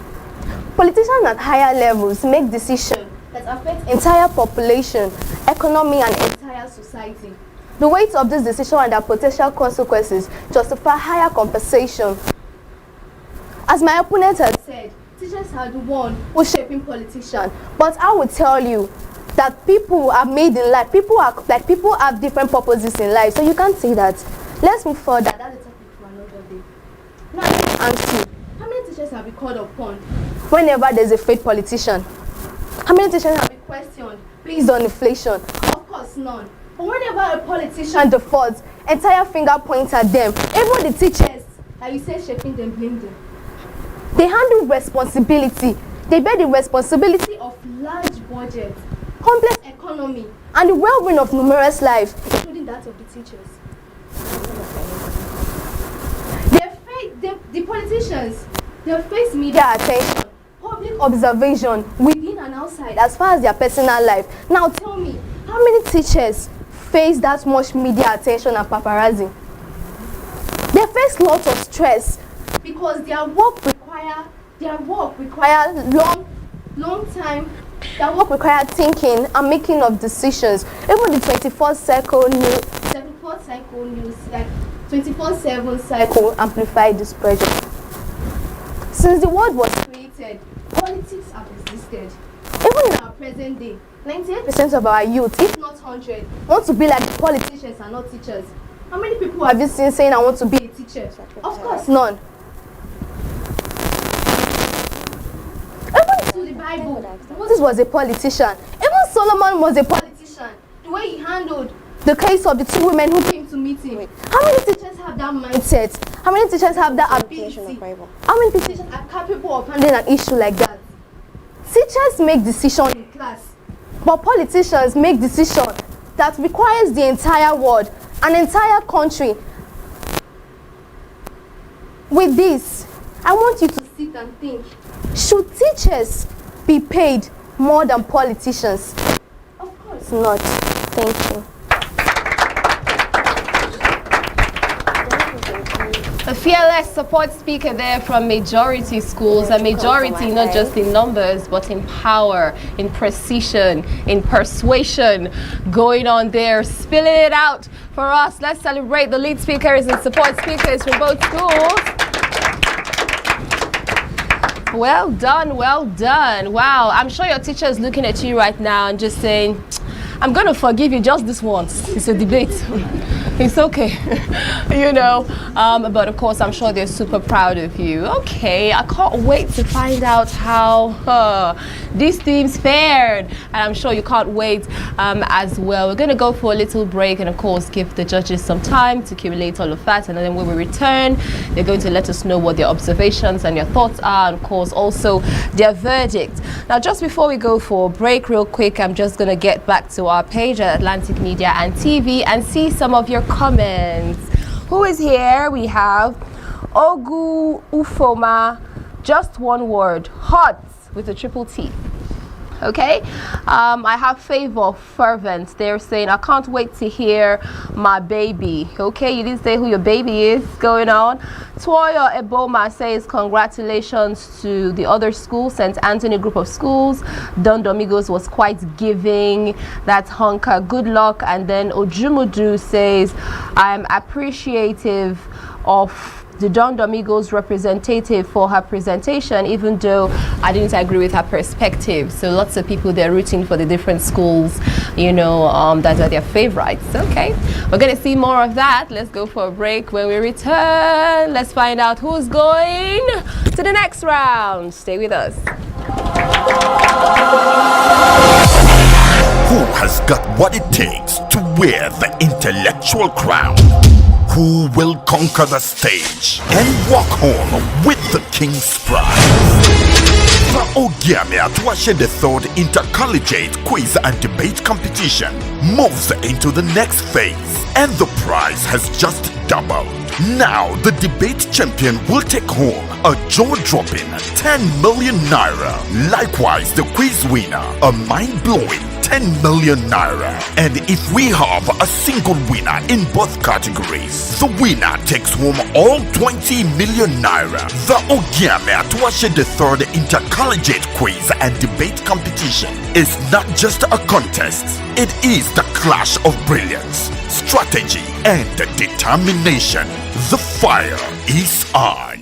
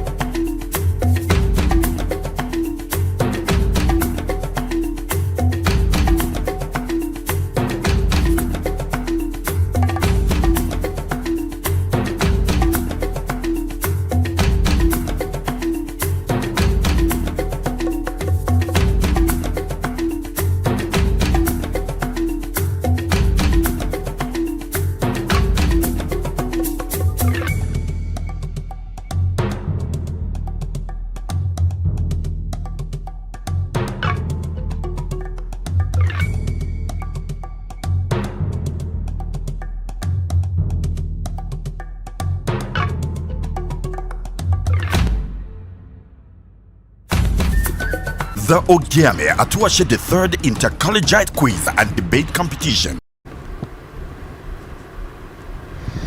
Okay, we can feel the energy, the heat, the passion, and everything going on here for the Ogiame Atuwatse III intercollegiate quiz and debate competition. Today is actually the final day for the debate round, the knockout stage, and trust me, we have witnessed brilliant schools and shining minds coming through with their different presentations on their different topics, either for or against. Can we celebrate all the schools that have participated so far? Amazing. I'm your moderator and host, it's Rejoice Debekeme here. Just before we get to the table and the panel of our honorable judges, let me find out from my delectable, amazing, beautiful ladies, debaters. I want to find out something real quick. All right, so from Bobby Schools. Are you ready for this? Breathing. What's the funniest thing? I know you've been preparing for this for a bit, right? What's the funniest thing, silliest thing, most embarrassing thing that has happened while you're preparing for this debate? Simisola, you want to go first? Okay. While we're preparing for debate, we actually create settings of this scenario in our classroom. You create settings? Yes. Oh. And we'll be like, once again, I'm a joy, Debekeme. Oh my God! Really? Okay. Yeah. That's all. That's what you guys do? Yes, we do it a lot. Wow. So I'm the clown now. There you go. What's going on? What's your name again? Let me take that down. Send it to you. Okay, but that's interesting. Nice. All right, Sheena. Same. The same? So you guys just practice. And then your friends are there with you doing all of this, your classmates? Yes, and our teacher. And your teacher? She's the one that started it. She's the one that started it. No, he is the one that started it. Remind me after the session, we have some scores to settle. Okay, Lisa and Precious, what's happening behind the scenes? For us. Yes, tell us about it. Nothing really much, just trying to prepare for the debate and still yet go with the vibes and the flow of the environment and trying to be like, I can do it. It's just what I do every time. I'm like, It's not really embarrassing, but I've always been excited to just come up here and do something. Just be excited. Yeah. That's just happened at the background. Nothing embarrassing, really. Nothing much. How do you practice? How do you rehearse? I realize like it's a scenario in my mind. I don't actually. You don't have people in front of you. No, you rehearse in front of you. I imagine the scenario like everybody's there, all eyes on me, all and eyes they're on watching me. But it's not really embarrassing. It's not really embarrassing. Okay. All right, Lisa. Precious. Precious. It's okay. We just pray about it. Nothing much. We just give God the glory for the great things He has done. Okay, interesting things always happen, you know, behind the scenes before we prep up for that big moment where we're on stage, lights, action, cameras, and all of that. Some people have to drink water. Some people have to sleep extra. You know, some people need a hug. You know, it's interesting the kinds of things that happen behind the scenes before people come in front. Maybe I should reveal what happens behind the scenes for me. Should I? That will be later. Let's get to the panel of judges. Judges, over to you. Tell me what you think. Well. Thank you very much, very distinguished moderator. It's been very, very interesting. Persuasion, like we normally would say, very convincing, and of course, everybody trying to pull the string. And of course, I like what I saw, and I like what. Or some of the things that I heard about something was left out. I thought somebody would say our teachers should be addressed as honorable, like we used to have honorable by representing the federal teaching constituency. She inferred it. She said something like that. Yes. Okay, I didn't quite know. Maybe I missed out there. But nevertheless, probably after this session, we'll find out, or let me find out from teachers that are here. Is it possible for teachers to be politicians? Wow. Congratulations. Well done. That's a good place to clap, people. Interesting. Really interesting.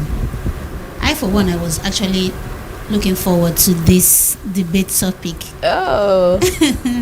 And both they didn't disappoint. They came in with their points, especially the supporting speakers. They did a good job of buttressing the points of their lead speaker and even giving us more statistics for us to understand what it's all about. Well,